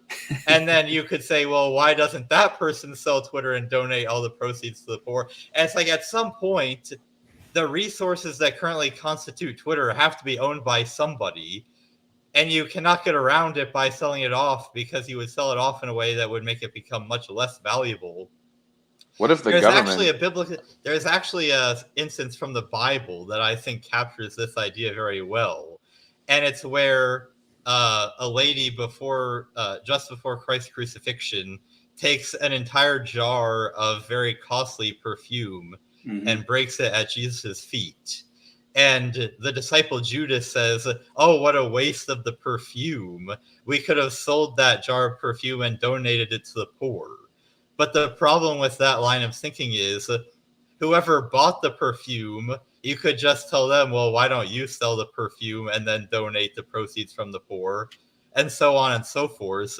The bottle of perfume has to exist. Once you've made it, it's not like you can unmake it and use all the resources that went into making it to help the poor in some other way. Once it's been made, it has to exist as a bottle of perfume. Once you've already arranged all of the economic resources that are Twitter, it has to remain Twitter. It's not like you can magically clap your hands and make it turn into hamburgers. Disagree. He made it turn into X. Gosh, but if it could turn into hamburgers, those would be the most delicious hamburgers. So there's one thing I want to pick on what you just said there a little bit, and that's that you mentioned that you said that Elon made the decision to buy Twitter, expect at a certain price, expecting future values, and I'm not sure he was that completely rational on it, because when you have that kind of money, you can just go, I want to buy this thing, and I'm going to buy this thing to do what I want with it. And yeah, maybe there's some, but I think there's also some emotional component in there that you have to factor in. So I agree with you on the initial thought, I want to buy Twitter. I don't agree with you. I think that changes as you do your valuation of the company. Like I don't think just a emotional, I need to save Twitter to make it a free speech platform will get a bunch of investors on board in order to buy it. Like that may have been the initial motivation, which I do think that was the motivation. 100%. Well, yeah. If you remember, it was like, I think, was it Cat Turd got blocked and then he said he was going to buy Twitter? Like, I think those events were directly correlated. I have my issues with Cat Turd. So he blocks too many dadgum people. Yeah, too many good people. Let's not get into the insanity of Cat Turd right now. But Alden, I think it was something. I think it was something like that. Where I think Elon was following Cat Turd, and Cat Turd got kicked off. And so in that emotional, he probably came up with, I'm going to buy. You guys are making me type in the words cat turd right now. It's at Cat Turd 2 is the current account. Well, David, what do you think of Alyssa Milano's comments right there, and Whoopi Goldberg hopping on board with her? Well, I don't think you can dispute intellectuals like that. Yeah, that's fair. Yeah. But I do have an Alyssa Milano story. We lived in LA for a while, and I was in a vintage store with my wife, and my wife's like, "Hey, that's Alyssa Milano," and I go really loudly, because that's who I am. Who's Alyssa Milano? That's probably what I would have said. And my wife turned around and left the store. That is so good. She doesn't even know who I am at that point. Yeah. Left. I don't know this guy. I don't know this guy. No idea who that is. Such a good technique. That's so and Alyssa Milano gave me the dirtiest look anyone could give a person. This was in a vintage store on Santa Monica Boulevard many years ago. But yeah, I mean, obviously, this is not necessarily an informed opinion, but you're in my wheelhouse now, talking about investments and Silicon Valley investments and tech startups. I mean, that's what I did for longer than I want to admit. So, I have a hard time even joining this conversation, because I'm going to go down some crazy rabbit hole that that you guys are just going to, hey, shut that guy up. And by the way, I don't know if it's okay, but I got a refill. I don't know if there's a rule against that. Oh, no, we do refills. The more refills, the better. We try to get Alden to have at least 6 refills during each show, so that we just get the best of all. I just can't afford it. It only gets better, right? Yeah. Exactly. And we, honestly, if you could hear some of the economic rants that Zane goes on, and the audience still sticks around because they love economics, you're free to go on whatever rant you want to go on this show. Well, I was interested in that, because Zane, you jumped on the financial stuff, so I'm curious, like, what's your background on that, or is this getting now too serious? Never. I'm an actuary. Oh, that's perfect. Yeah. Yeah. So you're going to tell me what day I'm going to die. You're one of those guys. In fact, I already know. He updates us every week on which day we're going to die. So. Let him go consult the star charts and what's my date? Exactly. Yeah, so we got our fire insurance got canceled here because of an actuary, because apparently the math doesn't add up, so we can't get fire insurance where we live anymore. Really? Oh, interesting. Yeah, California is having a huge problem on this. Yeah. I imagine that's gonna. We're moving to Montana at the moment, and we have fires up there all the time. So I imagine the same. Which is why this adds just extra gravity to the story of your friend getting kicked off the volunteer fire squad. Or is that up there, right, in Montana? That was up there. Yeah, I was in Montana. Yeah. Start your Because own they have a volunteer fire problem. department and have it only service your house. There we go. Alden, you actually met him. It was Tom. It was the guy whose house you stored your stuff in while you were up there. Yeah. Yeah, he got kicked off the fire department. So. Yeah, I was. Yeah, they're cool people. I didn't realize that but now it kind of checks. Yeah. Yeah. Well, audience, we're coming up on the members' questions, on the audience questions. So if y'all have any questions you want to throw at Alden, Zane, Nick, or David, or me, I guess, don't ask me questions. Ask Like, who's Alyssa Milano? Yeah, like who's Alyssa Milano? Feel free to throw those in the chat. We'll discuss what I legitimately had to look her up. I didn't know. I just basically know her for bad takes on the internet. I know her from that and Charmed. That was it. Those are the only two things that I've ever seen her in. I found her IMDb, and I don't think I've seen a single movie she's in. So have you been in a gym? I've been in a gym. Okay, so Charmed has been playing in the background of a gym at every gym we've ever done. It's always playing in a freaking gym. I see Charmed playing every time that I go to my local gym. It's just on some TV somewhere in the place. And you can't help but watch because it's the only thing on when you're on a treadmill for 30 minutes. And you just have to read the captions the whole time because there's no audio. Because there's no audio, yeah. So usually, you've seen Charmed. The thing, it's either like American Pickers or HGTV is always on some kind of like whether I'm getting my oil changed or I'm at the gym or something like those are the things that are on HGTV all the time. I can't think of a more American thing to do than get your oil changed while watching American Pickers. Yeah, I know. Actually, the most American thing to do would be to change your own oil while watching American Pickers, but so with Brian's question. No, we're not answering that question. Yeah, I'm not going to get into it. I'm not going to answer what he says.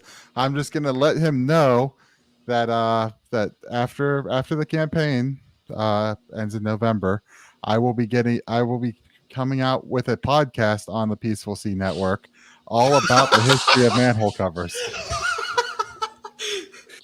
David, I'm sorry, that's an inside joke. There was an episode where Nick and Zane or Nick and Steven talked about manhole covers for like 20-something minutes. It wasn't that long. You're exaggerating. It was so long enough. That I'm going to be honest, it kind of sounds fascinating. We lost half of our audience during the discussion. Did you know the story of the manhole cover that got blown into space?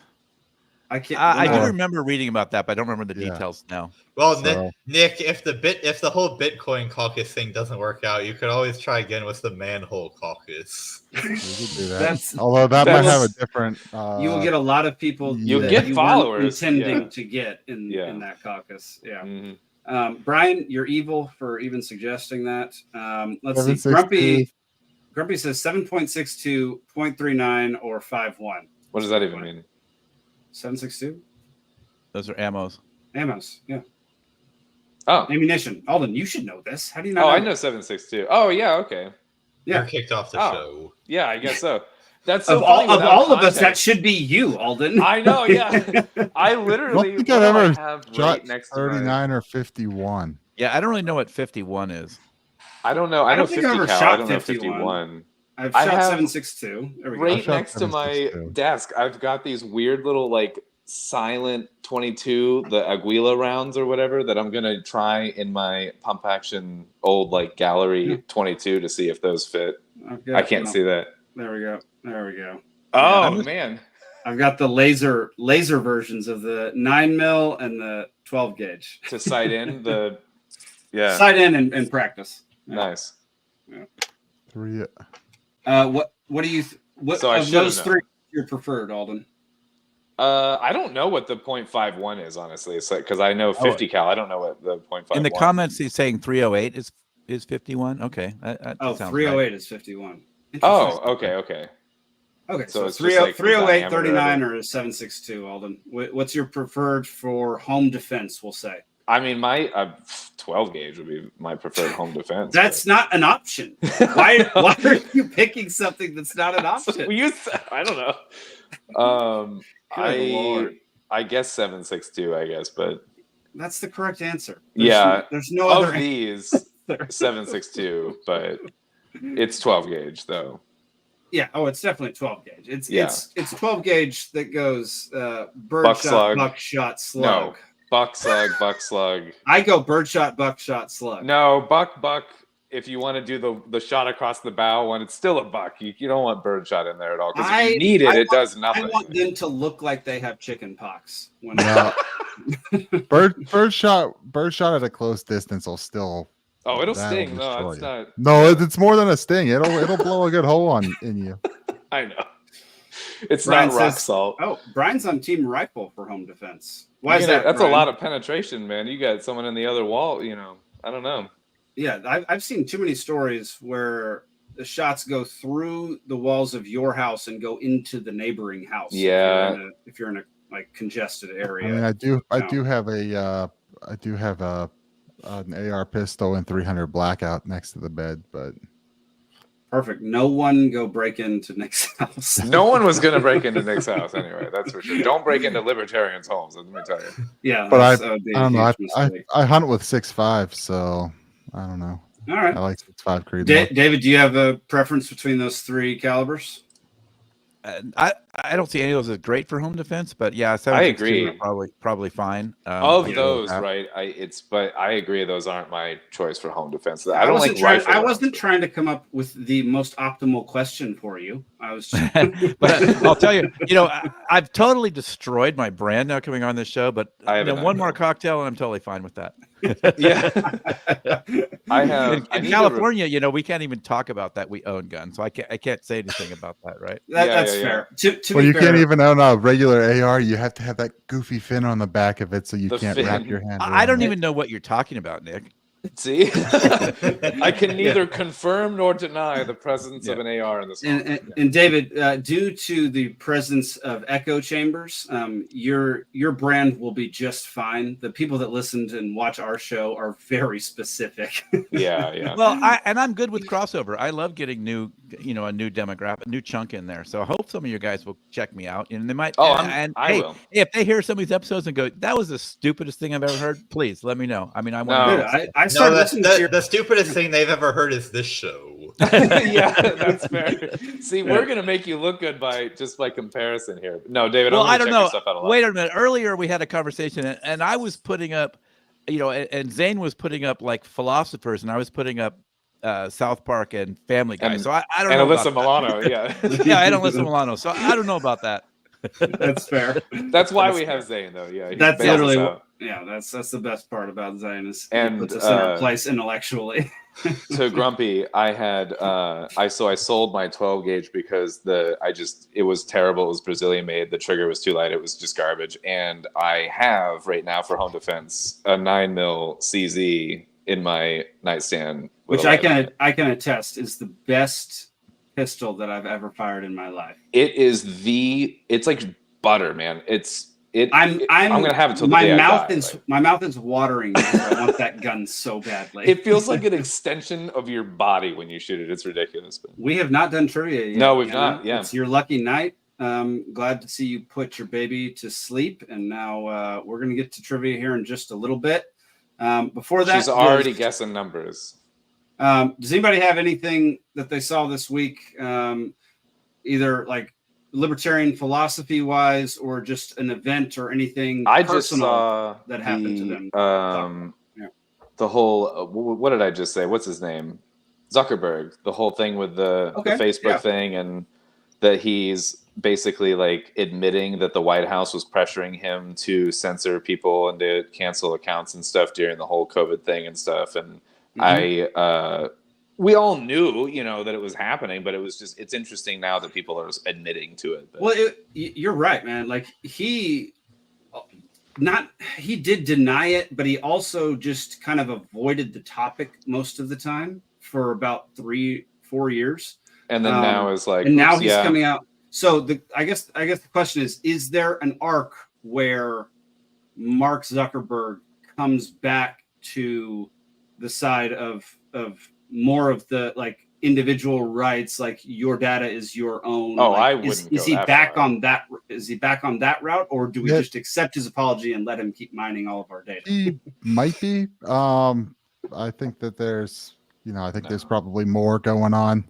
I mean, you have Elon on that. You have Elon on that. You have, Peter Thiel is kind of behind JD Vance. Peter Thiel was behind Blake Masters 2 years ago in Arizona. I'm seeing some of these Silicon Valley guys start, making some moves politically here, and there's some money to get what they want. So, no, I don't know what the motive in a way is. that's not like just pandering to that or this or that, but it seems like they're making a strong play for the future of the Republican Party.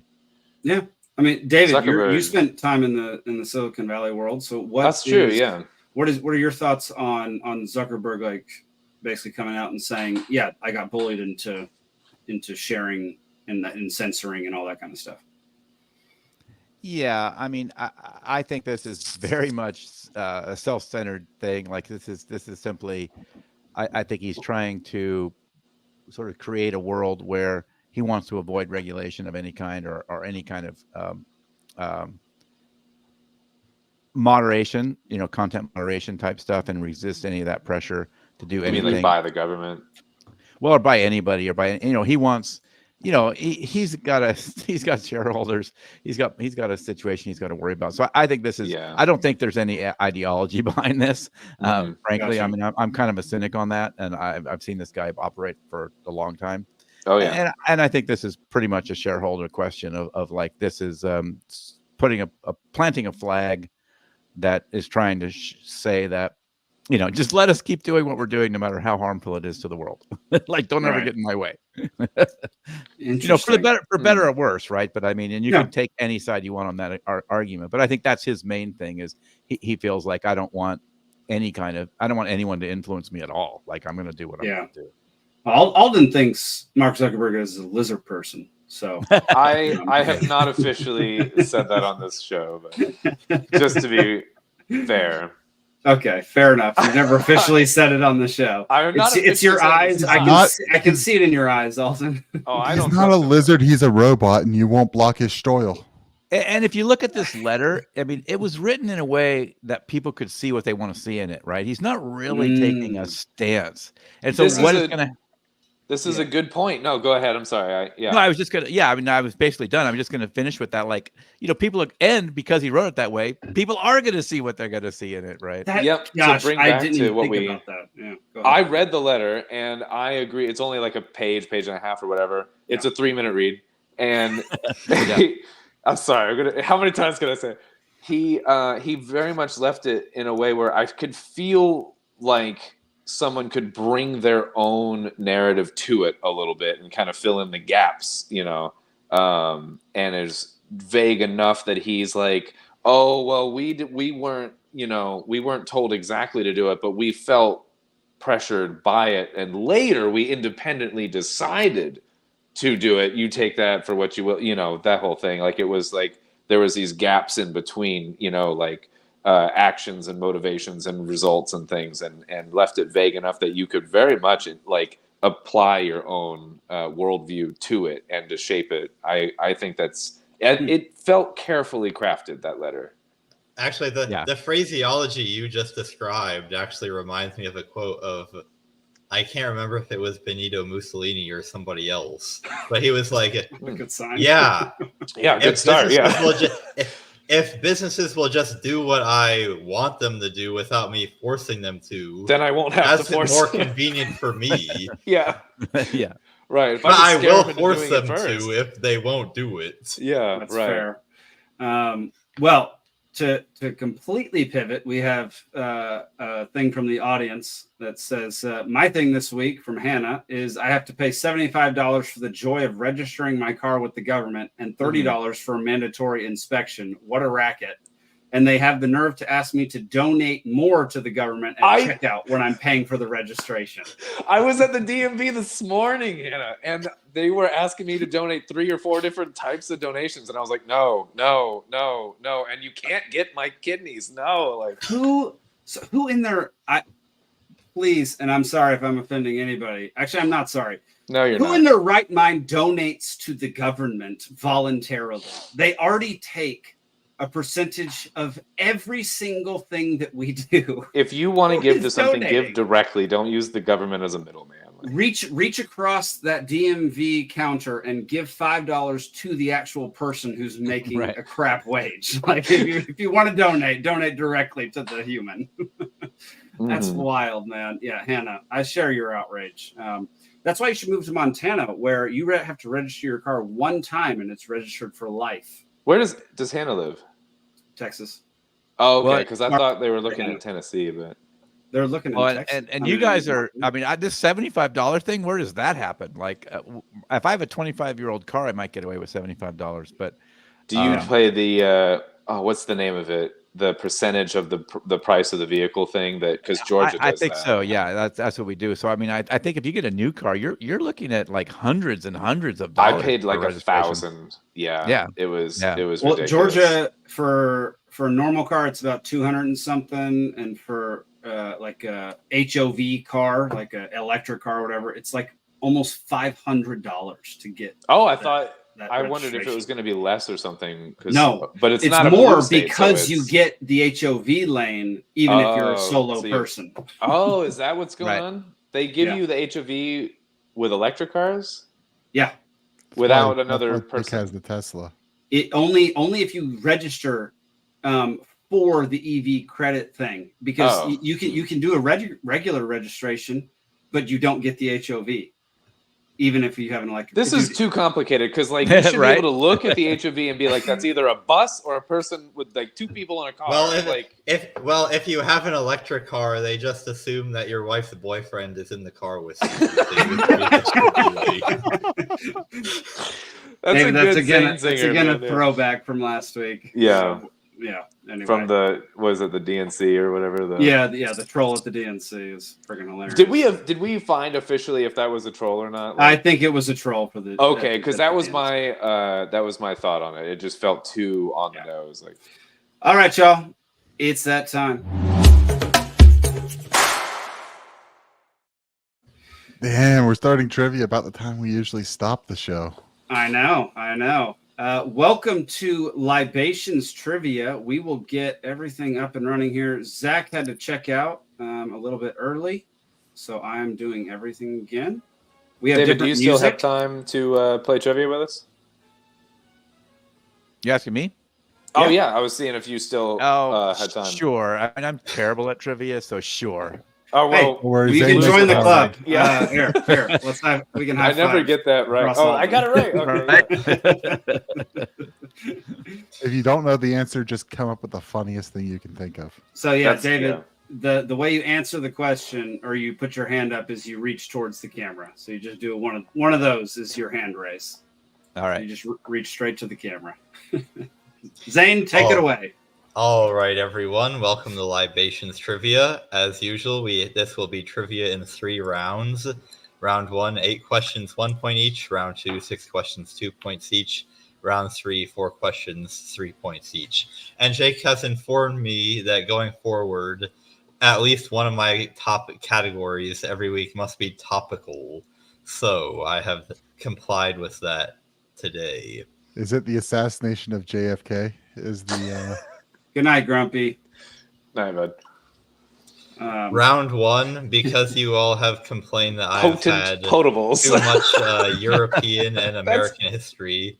Round 1 will be Asian history. Oh, we're gonna Round go 2 even less, is our topical category for the night. It just means more. In commemoration of the start of college football, it's a category all about the SEC.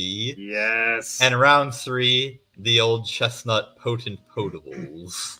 I know Love this it. from SNL Jeopardy, Potent Potables. Oh, yeah, that's where what they're like everybody riffing knows on. this. Yeah, Potent Potables. You're not Sharp unique, Alden. things. Well, Although we've never had trivia this late where everybody is slightly tipsy. everyone's on my level now. Yeah, Yeah, I'm almost through an entire bottle of wine. So I Nice. never get- Round. That's a lot. All right. Round 1, Asian history. Question 1. Catalhoyuk, one of the best preserved examples of an urban Jake. Turkey. I Nice. hate you. How'd you even know what the question was gonna be? I like I took a guess. it. You've been to Turkey, right? Just say the question, Zane. Say the whole question. So the city we're looking at here is one of the best preserved examples of a Neolithic age urban settlement. And what time frame? When was it? This Like was about 11,000. 6,000 to 7,000 BC. Mm-hmm. Yep. What's I would say Göbekli more Tepe is like? closer Yeah. to 10,000 BC. Yeah. That That's just wasn't me. Göbekli Tepe. Göbekli is like 11 or 12. Göbekli Tepe is thousands of years older. Yeah. Yes. Oh, yeah. I thought for this sure. one was in a similar time frame, but I know Göbekli Tepe is also in Turkey, and that one's like the Younger Dryas era or whatever. But don't let me talk Question about that two. anymore. I'm so happy about my choice. Yeah, good job, man. I thought you were going to say Jackie Chan, which is going to be Who horribly is this offensive. man? According to one study, over 16 Alden. Confucius. No. Nick. Kublai Khan. No. Jake with your hand up. Yeah, Genghis Khan. I can't. Oh, is believe it? this. I'm Oh, killing it man. tonight, y'all. I'm killing Nice. it tonight. I was just reading about his the burial site being unknown and like killing the thousands of people that like witnessed it and stuff, but I don't know what he looks like. So. That whole story is wild, man. It's Well, ridiculous. it looks like that. He looks Well, there like you that. go. Yeah. Yeah. The fact that like most people, I think most of like at least Eastern Europe can trace their ancestry to him in some way. Yeah. Well, specifically, there was a study done in 2003 claiming that over 16 million people who were alive at that time were descended from him. Yeah. Although He was busy. I'm not sure if that's exactly true or not, but He was busy. Yeah, maybe it's only like 8 million people, you know. He all had right. the Conan the Barbarian mindset. Yeah. According to Brian. That's a good callback, yeah. Question 3. What city has been the capital of Sri Lanka since 1815? It has a very... Nick. Capital of Sri Lanka is Colombo. Very good. Oh, Nice. very good, Nick. Very good. We have new music. Did y'all notice the new music? It's swankier. I don't hear Yeah. I'm not hearing it. Okay, I'll turn it up. Y'all just calm down. I miss the Rat Pack. This feels elevator-y to me, but Well, we're going for the whole speakeasy vibe now. So okay. yeah, it's jazz. I don't hear it at Oh, all. okay. Well, that's your fault, Nick. Zane, go ahead, buddy. Question 4. Theodore Roosevelt won a Nobel Peace Prize for negotiating a treaty to end a war between what two countries? Nick. Japan and Korea. No.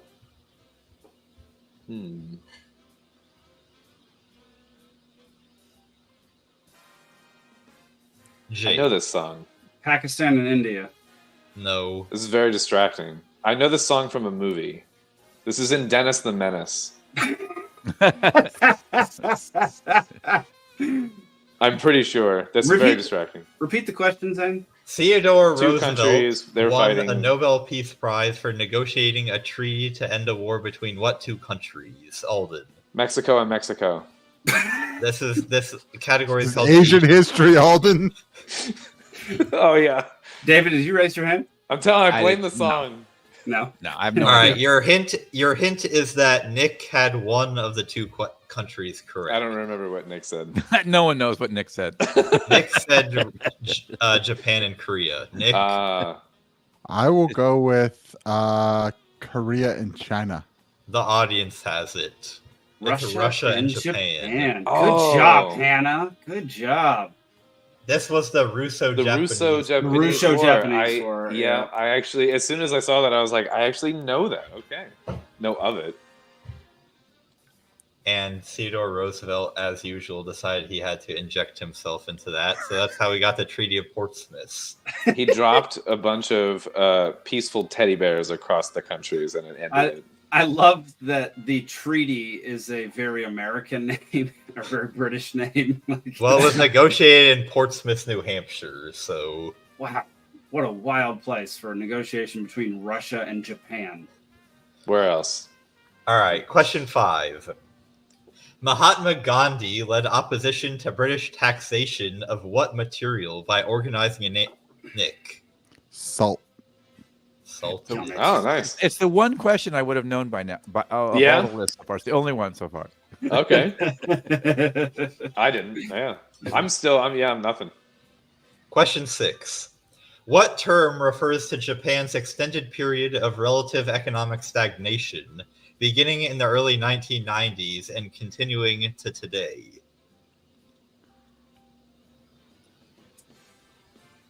I remember Jake. that there was a term. Term of stagnation. No. I have no idea. I know what. I can't think of it. Alden. ED. No. No, not Lost Generation. Audience has it again. It's the Nice. Lost Decades. Yeah, I gotta remember Hannah is a school teacher, so she studies all this stuff. Mhm. Sees it a lot. I like Question ED better. 7. Name 2 of the many Chinese dynasties that ruled China between the Alden. Ming and Ding. That's gonna be. That's not Jake. acceptable. Ming and Han. All right, that's 2 of them. Don't I get half? No, I No. knew the Ming. No, he said Everyone- name too. Everyone Oh, knew the whatever. Ming. That was Every the other easiest question one. that we've I'm surprised ever that done you on this didn't know show, the we've Ching. split, but Also, I mean, that would have been better than guessing Ding. I know. I'm several drinks in. I'm going for comedy over substance. The audience got it right after me. So good job, audience. Question 8. This was the flag of what country between 1912 and 1928? Jeez, that is so specific. It's a 10-year gap. No, it's a 16 years. Well, I didn't do actual math, but like it's a blip on. This was a 16-year flag. Yeah. Okay. This music is very distracting. No, it's not. Nick. I'm gonna guess India. No. Jake. Malaysia. No. Alden. Sri Lanka? No. Germany. Not Germany. Not Vietnam. Jake. Korea. No. Nick. Cambodia. Your hint is that it's a country that's come up already so far in this round. Yeah, we've named so many dadgum countries. David, was that your hand up? Sure, I'll say Jerkmenistan. Perfect. No. Nick. Japan. No. Alden. Russia? No. Are you kidding? Well, I don't know. I'm Nick. going with something that was named Turkey. because I'm out of options.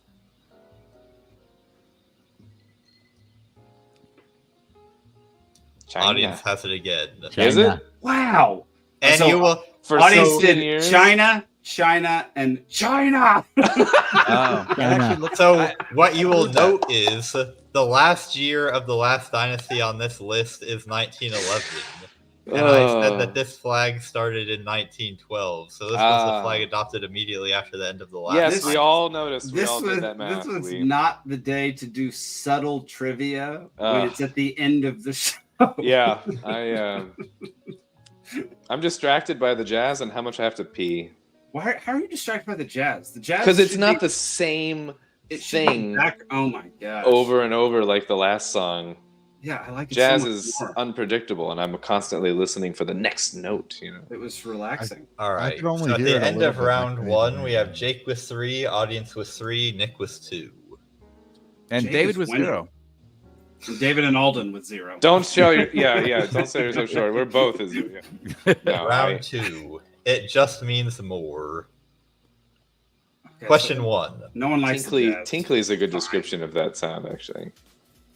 As of Great. yesterday, 4 of the top 5 players with the shortest Heisman Trophy odds are SEC quarterbacks. For 1 point each, name 2 of them. Current ones? Yes. This should be my bag. Dadgummit. Yeah, I don't Audience is gonna get this. I know quarterbacks when they enter the NFL. Before that, they are Yeah. babies, and I don't know them. Well, it's not even the season hasn't even like really started to the point where I'm hearing the names. Yeah, I don't know. Audience There you has go. it. I told Nice. you. Hannah's married to my brother, everybody, and my brother knows more about college football than any single human on earth. Yeah. Which means that Hannah by proxy absorbs- knows the second most. Then yeah. absorbs all of that for sure. All I know about football is we don't have a Pac-10 anymore. Yeah. Oh, dude.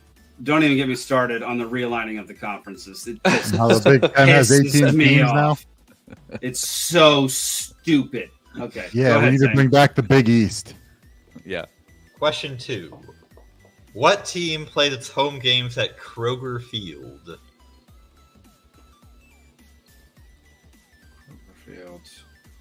Alden. The Bulldogs. No. Nick. Is that Vanderbilt? It's not Vanderbilt. Dadgummit, I think audience got it. We should Nice. We should stop calling it audience and just start calling it Calling it Hannah today. Yeah.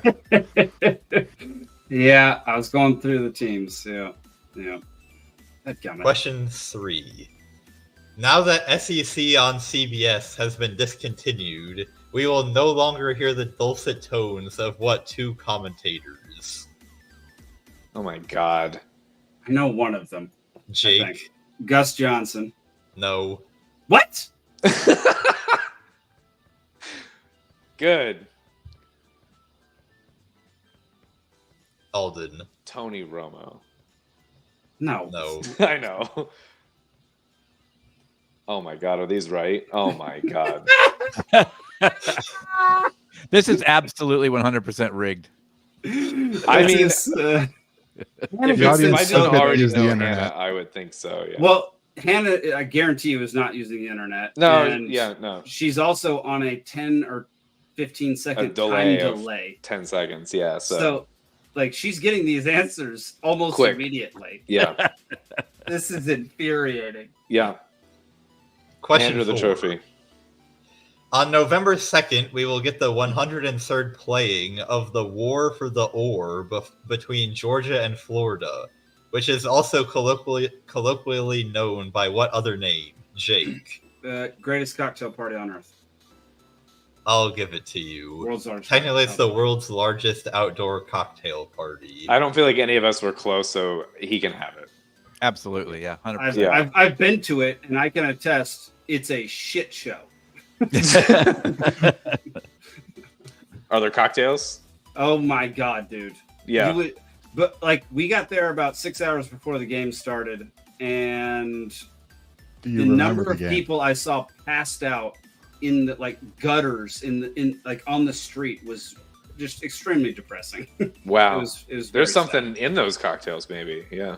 Yeah, it was very sad. Is Bill Cosby throwing the event? Like, what's going on? Gosh, the game was fun, I will say. Question 5. Other rivalries have recently fallen victim to conference realignment. After having been played every year since 1910, what matchup between Oklahoma and Oklahoma State will not be played in 2024? Jake. Red River rivalry. No, that almost certainly will be played because that's between Texas and Oklahoma. You got like nothing on the West Coast, man. This is all SEC questions. This is SEC. Hannah has it again. It's called Wow. Bedlam. I must have misunderstood the question. I think I You misunderstood. said Oklahoma and Oklahoma State, and you thought Red River, which is Oklahoma and Texas. I did not let him get to the Oklahoma State part before I put my hand up. For real. All right, question 6. This is embarrassing. Name either of the 2 YouTube channels pictured here. Both of them do SEC-themed skits. Oh, Hannah's definitely getting this Alden. one. Wrexham Texan. Watch weekly at noon on Sundays. SEC Shorts for Yeah. Hannah is one of them. There we go. SEC roll call. There we go. Just crown Hannah. I mean, Hannah's murdering it this week. Oh my god. Yeah. All right. At the end of round 2, we have the audience with 13, Jake with 5, Nick with 2. And then you don't want to name that David and I have nothing? Round 3, potent potables. Question 1. What are the 3 ingredients of this cocktail? I can't even see what is going on. I don't even know what I'm looking at. Is that a car blowing up? I don't even know what is. I'm good. I'm good with happening? cocktails, and I should know this, but I have no idea what I'm looking at. Alden. I'm just gonna say the first thing that came to my mind: car bomb, Guinness, and Bailey's cream. That came to my mind. I'm a bartender. He said 3 ingredients. I don't know a Do third you want to ingredient give of a me car a third bomb. ingredient? Of a car bomb? Love. It's Alden. It's got to be another Irish beer or something. Oh, Jameson. Then I don't know. Like, okay. There we go. All right. I'm It was- shocked that I ended up even deciphering what that image was supposed to be. That was a hilarious question. Thank you. I was so proud of myself for coming up with it. Oh, you know Sure, why an I Irish forgot car bomb. the Jameson is I used to serve him at a we didn't have a liquor license, and so we would do mead and Bailey's cream and Guinness because we didn't wait. have liquor. Wait. You were a bar that didn't serve liquor? Well, we were a tap house. Oh, okay. That We had makes more 50 taps and 100 beers on the bottle. We didn't have liquor. We didn't have a liquor license. Okay. So, Okay. yeah. I get that. It's hard for me to call. I just say the bar. Like it's what we I call got it. you. Yeah. I got you. Yeah. Question 2. The word framboise, which is used for very Alden. Raspberry. Yep. Alden just. I'm just gonna pull ahead. ahead for the win in the third round. You've got to It's be pronounced kidding me. framboise. Yeah. The audience has secured the victory, and now I might not get second because you just pulled answers out of your ass. No, I know framboise. Yeah. You know, I know that from also serving beer at the bar. Lindemann's Cuvée Framboise, raspberry. I was lambic. so happy 1 minute ago. And now I'm so sad. I never come in first. If I and can second. just beat Jake, I'll be happy. Yes. Okay, here we go. All right, with 2 questions to go, audience has 13, which I think means that they've claimed. They've Yeah. won. We're playing for second place now. Alden Yeah. has 6, Jake has 5. We're Nick playing has for 2. honor. Yeah. And David, you can still beat Nick for last place. Unlikely, but sure. Question 3. Bottles of what spirit display this logo at Alden? Bombay Sapphire. You can't be serious. I drink a lot of it. This Alcoholic is some for the win. BS. This is crap, man. I wish I'd have done any better earlier, or I might have won. That just looks like the crown jewels of some stupid country. No, it's Bombay Sapphire. Yeah, I was we're in going to your say Well, that wheelhouse, stupid man. country would be England. Yeah, I get that. What stupid country? Yeah. Oh, we have another one. That's right. All right, question 4. I'm so sad. What is the difference between ale and lager? Alden. The type of yeast. It's the Could you be okay. a little bit? I can talk to you about it for 20 minutes, but it starts with the strain of yeast. There's ale yeast and lager yeasts. Lagers go through a lagering process where they also ferment it at colder temperatures. Ales are top yeasts. Lagers are bottom yeast where they're submerged under the water. Okay, there we go. We got there. There's 100 distinctions, but these 2, fine. I guess that's what we're going for. All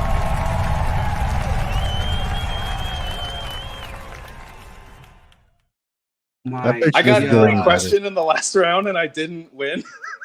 I don't think we've ever had 2 categories where each category was completely dominated by only one person. We had 3 categories because I dominated one, Hannah dominated one, and Alden dominated one. Jake did really good in the first one, which is worth the least points. Yeah.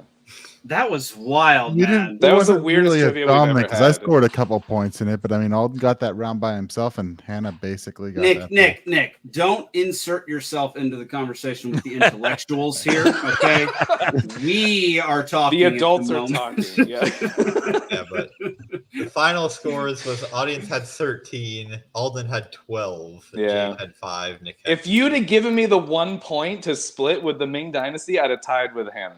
Yeah, but actually, no, you still would have lost because if we split 1 point, it only would have been a half a point. So you would have had 12 and a half. What round was it? Was it the first one? The first round. Yeah. Wait, no, because who got the rest of the question? Jake. Oh, okay, so it wasn't the audience because I would have said that then it would have tied if it had done the swing. But no, you would have lost by a half point. You would have lost by half a point. Unbelievable. Whatever. What a great round of trivia. That was fun. That was David, the weirdest trivia we've David, ever sorry. done. Normally, when I am the one running trivia, I try to gear it. Try to gear one round towards our guest. But Zane didn't know who our guest was this week, and so he wasn't able to do that. So apologies for the 0 point score. I thought you were going to be down there with Alden. Trivia. That's about normal for me. The only reason I scored anything is because they started talking about alcohol. So yeah, Exactly. you were nailing it. You were nailing it on those. I'm an enthusiast when it comes to alcohol. Yeah, I'm a savant.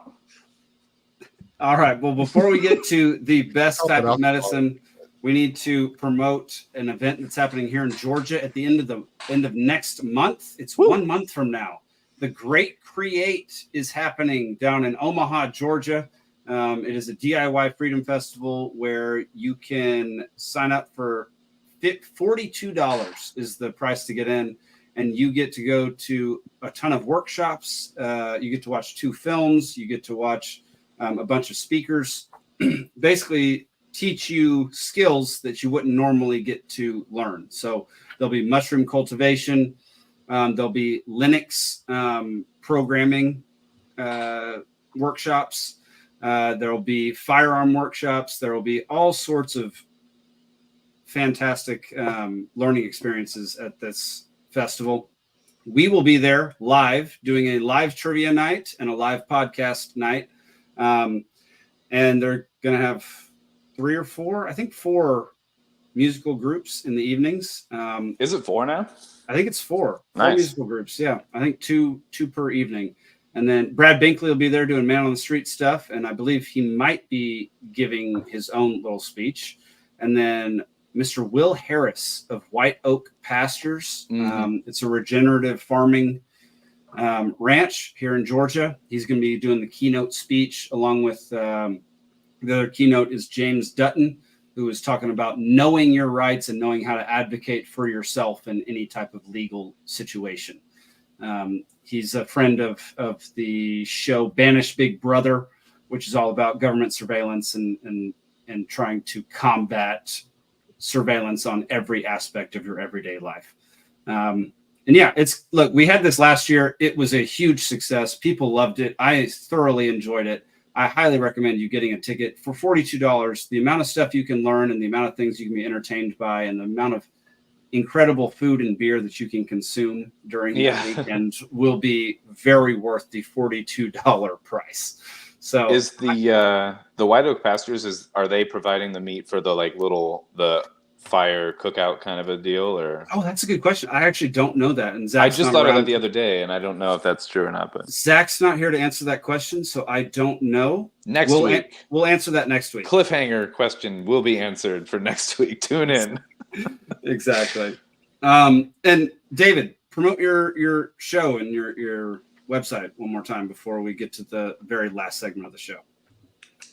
Sure. If you want to check it out, it's outrageoverload.net. If you want a little laugh, you can go to outrageoverlord.com. But if you want the main content, it's at outrageoverload.net. Awesome. And I recommend. My big question is, if a person did want a CZ, which model should one get? Ooh, it depends on if you are using it for like home defense or if you're going to carry it, because you don't want to carry mine because it's heavy. It's all steel, full frame. It's CZ, like camping, throw it in my camp gear. I mean, to backpack, throw it in one's camp gear. Yeah. I would say maybe the P01, like the kind of smaller to mid-size model, maybe, or something like that. But you really can't go wrong with like the build quality. They made like one gun once that like wasn't as good, and they were like, let's not make that anymore. So you really can't go wrong. The quality is do they make unbelievable. Do they make a 40 or is it all 9s? I think they have some that are chambered in 40. I'd have to look for sure, but I wanted to say that some of their more popular models come in 40. You're a 40 guy? Kind of, yeah. Yeah. Nice. That's good. Good. We should caliber. have a whole episode on comparing ballistics to see what is the best round. I'll say this because I have one handgun that's a 40, and I think it's probably good to have a 40 just because I think like when COVID hit and all the ammo got bought up, you got all the 9 and all the 5.56 getting bought up, and the 40 there's still it's not an obscure caliber, so there's It's never bad to have. They still make it, but it's one of those things versatility that of the rounds, demand's not quite there for, so you can always get a hold of it easier. Isn't that funny? Like, you want to have fewer calibers because it means fewer different calibers you have to buy. But then when there is a rush on the ammo, the calibers that no one has are the ones that you should have. I mean, I'll get all sorts of goofy calibers. I mean, like I said, I've got like my hunting rifle's 6.5, and I want to build an AR chambered in 6.5. I want a 357 SIG handgun for some reason, which is I feel like Nick will end up creating his own caliber. I've literally thought about it. Proprietary to him. Do some wildcatting with it. I mean, it's a thing. I'd have to figure out if I could make it. Figure out what would be able to. I'd have to go look into the calculations and figure out how to make it happen. But all right, y'all. Well, thank y'all for listening and watching tonight. We really appreciate it. We're going to go into 5 funny videos before we get out of here. This is what we call I've started naming it the best medicine, which is just funny stuff to end the night so we don't end on any type of depressing note. Not that tonight was depressing. Sometimes it does get a little heavy. Jake is just depressed that he got beat in trivia. Alden. Oh, well, now I definitely am. That you brought it again. But go over to peacefulseed.network. Check out all of our shows over there. We've got a whole bunch of different shows. We've acquired another one. We're about to launch a brand new show in September called The Cascade Effect. And coming this fall, magical manhole covers. No, that's definitely never going to be on the network. Magical manhole covers. The Cascade Effect will cover an investigation into a police officer who shot and killed a citizen in the county of Cascade, Montana, under very suspicious circumstances.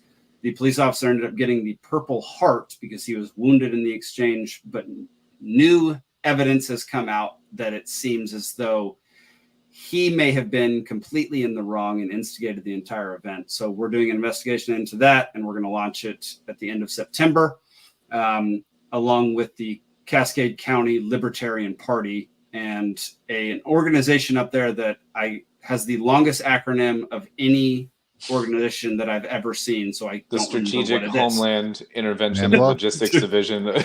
It's like MTLPOCSZ or something like that. That should have been on the backrograms or whatever. Then. It's so long. So go over to peacefulseed.network. Check that out. We're going to be launching the Dollar Media Club soon, which is the lowest entry level to a subscription service that you can possibly get. That exists $1 at $1 a month. And you get access to all of our bonus episodes. Pants Drunk is our bonus episodes here on Liberty Libations, and you'll get bonus episodes for all of our other shows and access to the documentaries, the movies we make, and all sorts of stuff. So go on over to peacefulseed.network to check that out. Anybody got anything else to promote before we go to the funny stuff? Bombay Sapphire. It's delicious. Bombay Sapphire. I want to again botanicals. Yeah, I want to plug botanicals. Great. Okay. Nick, I am running for Pennsylvania Elderberry. State Treasurer, so you can visit my website at nickc4pa.com or check out my Twitter or whatever. There's a link for donations in the link tree on my Twitter if you want to give me a little bit of money to help me go and make this work. So heck yeah. Yeah, go to his website, go check it out. If you live in Pennsylvania, I would highly recommend you consider voting for Nick Ciesieslki in the election, because Nick, you are by far one of the most hardworking and intelligent libertarians that I've ever come across, and I appreciate all the work you do for the LP, and I appreciate you coming on this show. You were basically one of the creators of this show, and so highly recommend anybody out there. Or was even official. Yeah, exactly. Anybody out there who's in Pennsylvania, go check out Nick's website. Consider voting for him. He would be a great treasurer for the state of Pennsylvania. All right, y'all. We're going to end the night on 5 funny videos. 1 is creepy and 4 are funny. Before you run off, I just want to thank you guys. Like, I'm sorry I hung around for so long, but I've really enjoyed spending time with you guys. So thanks for having me on the show. David, man, we really enjoyed you coming on. Not every guest would stick around for our foolishness for the entire show, and you've hung in there. You hung in there, man. Yeah. It's been a lot of fun. I appreciate it. I like your style, man. Heck yeah. All right, let's watch a few funny videos, and then we can get out of here. This is wild. Check this out. You can like play with the spot. Oh, awesome. But yeah, watch this. Just bring it over to us here. It's not crazy. No way.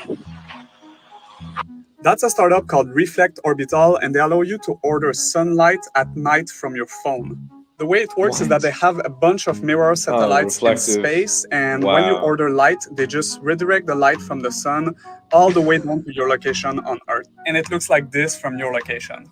And I guess they use this to power solar farms at night, or you could maybe order it if you're lost in the forest.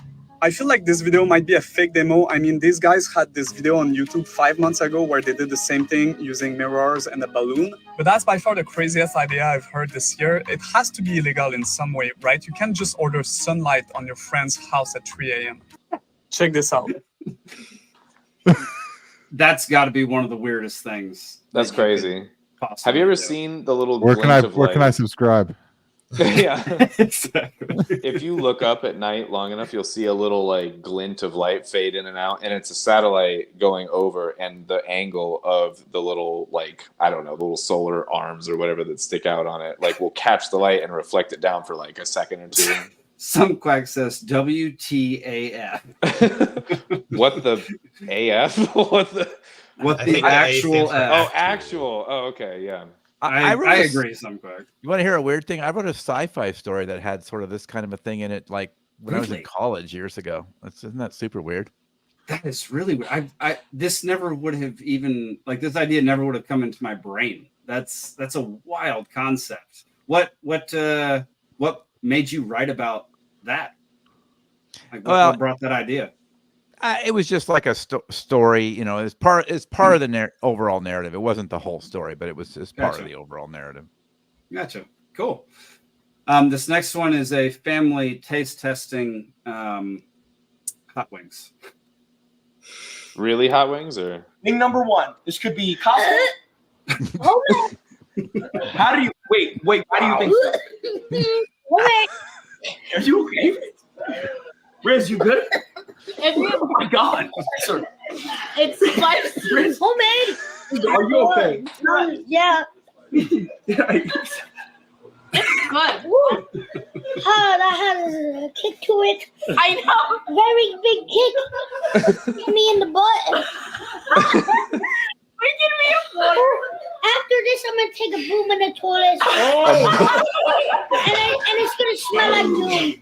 Boom. It's gonna smell like doom. Okay. The gagging sounds. I just thought that kid was absolutely hilarious. I'm gonna take a boom in the toilet. Who says a boom? I do now. This is an old one, so forgive me if you've already seen it.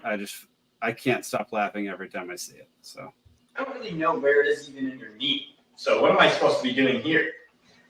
I guess it's just like trial by fire, and you just guess. I don't really know where it is in your knee. So he's trying to find his reflex in his elbow. I guess it's just like trial by fire, and you just guess. I've never seen that. Oh, that one's so good. All right, two more, y'all. So this is testing out every guy. So the fact that our audience, well, actually our audience is pretty split down the middle, but our people on the show generally tend to be men. The men will understand what the challenge is here. The women might not. So here we go. Is this like a cold challenge? No. I need you to grab those tongs, please. Okay.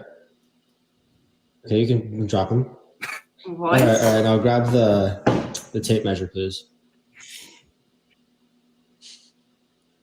Okay. It's a challenge that if I picked up the tape measure, I would just immediately start extending it and bringing it back in. And with the tongs, I would just start. With the glove, Okay. you start doing this. All right. I need you to grab the baseball. You toss the baseball up for sure. Okay. I need you to, like, if you're gonna put that bread away, what would you do to that bread? Is this the What do I do? Like, if you had to put that bread away to the cabinet. Okay. And I need you to grab the drill, please. She did it. Okay, so you got like 1.5 out of 6. That doesn't make any sense. What are you talking about? So yeah, you're exactly right, Zane. You pick up the tongs. Every guy knows click you're 'em. clacking You click 'em. You're clacking the tongs. I you think get the that- clacking tongs is universal, though. I don't know if Yeah, that's just right. bros. Fair enough. Yeah. Have that's you fair. seen Just an alien, yeah. I've seen a very similar like bro video where it shows you various combinations of people standing at urinals and then quizzes you on what's the correct one for you to go to. The etiquette for where to stand next, urinal etiquette Yes. or whatever. Yes, That's I've seen that. Yeah, there's so a good. science to it. Yeah. Oh, there's definitely science to it, and yeah, There's a protocol, man. There's Yeah. a protocol. That is The exactly tricky one is when there's like one person on both ends, and you're like, there's 4 urinals. It's an even number. There's not a 5 like a middle. There's 2 people on either ends, and you're like, I have to choose which man to stand right next to. That's where it gets weird. And I try to gauge who started peeing first because they'll leave first. That's my element of the equation there. I gauge who's more attractive, and I go stand next to them. See, that's weird. Chris Evans, I'm gonna pee next to Chris Evans. Like, yeah. All right, this last one is a family who moved from California to Florida and wasn't used to what was about to happen. Is there like a alligator? Oh, lightning. Oh. It was either going to be an alligator, a crackhead, or lightning. Dude, the cracking of the lightning. Like, David, when was the last time you heard lightning that loud in California? Believe it or not, we do occasionally have that, but yeah, it's a Occasionally. totally different world when you're in the Midwest or some other places where they have those huge lightning storms, or not lightning storms, but storms where the clouds Absolutely. go up like The anvil 15,000 cloud. feet. Yeah, we don't have yeah. anything like that here in No. California. No, Yeah. I lived in Washington, and if it thundered, people were like at work, like talking about it. Next, like, did you hear the thunder? And I'm like, yeah, I heard the thunder. Like, whatever. I grew up in Orlando, so like, I'm not so used to it. All right, y'all. Well, David, if you want to stick around till after the credits, we can chat for a second after, and you can head out, or you can head out during the credits. It's up to you. For everybody in the audience, thank y'all so much for watching all the way to the very end, listening to the very end. We really appreciate it. Go over to Peaceful Network. We're going to be signing up people for the Dollar Media Club very soon. We're trying to raise the profile of the show, expand as much as possible, get a bigger audience. We love our current audience, but y'all don't pay the bills. We need far more of you to be in the comment section. So, yeah, I got go a over to third of a Peaceful penny Network. last year. I'm doing all right. Good job, Alden. Good job. Yeah, your rent is paid for like 1 second of one day. Yeah. So. Mortgage now, even. Yeah. All right, y'all. Moving up in the world. Make sure to tune into the Wrexham Texan on Sundays at noon and Free Georgia podcast every Monday at 8 p.m. Oh, and our new show, Banish Big Brother, every Monday at 11:30 in the morning during your lunch break. Go check out Banish Big Brother. And we'll be adding Cascade Effect here very soon. So Listen stay to it tuned while for you that. paint a wall like I do. There we go. All right, y'all. We'll see you next week. Peace.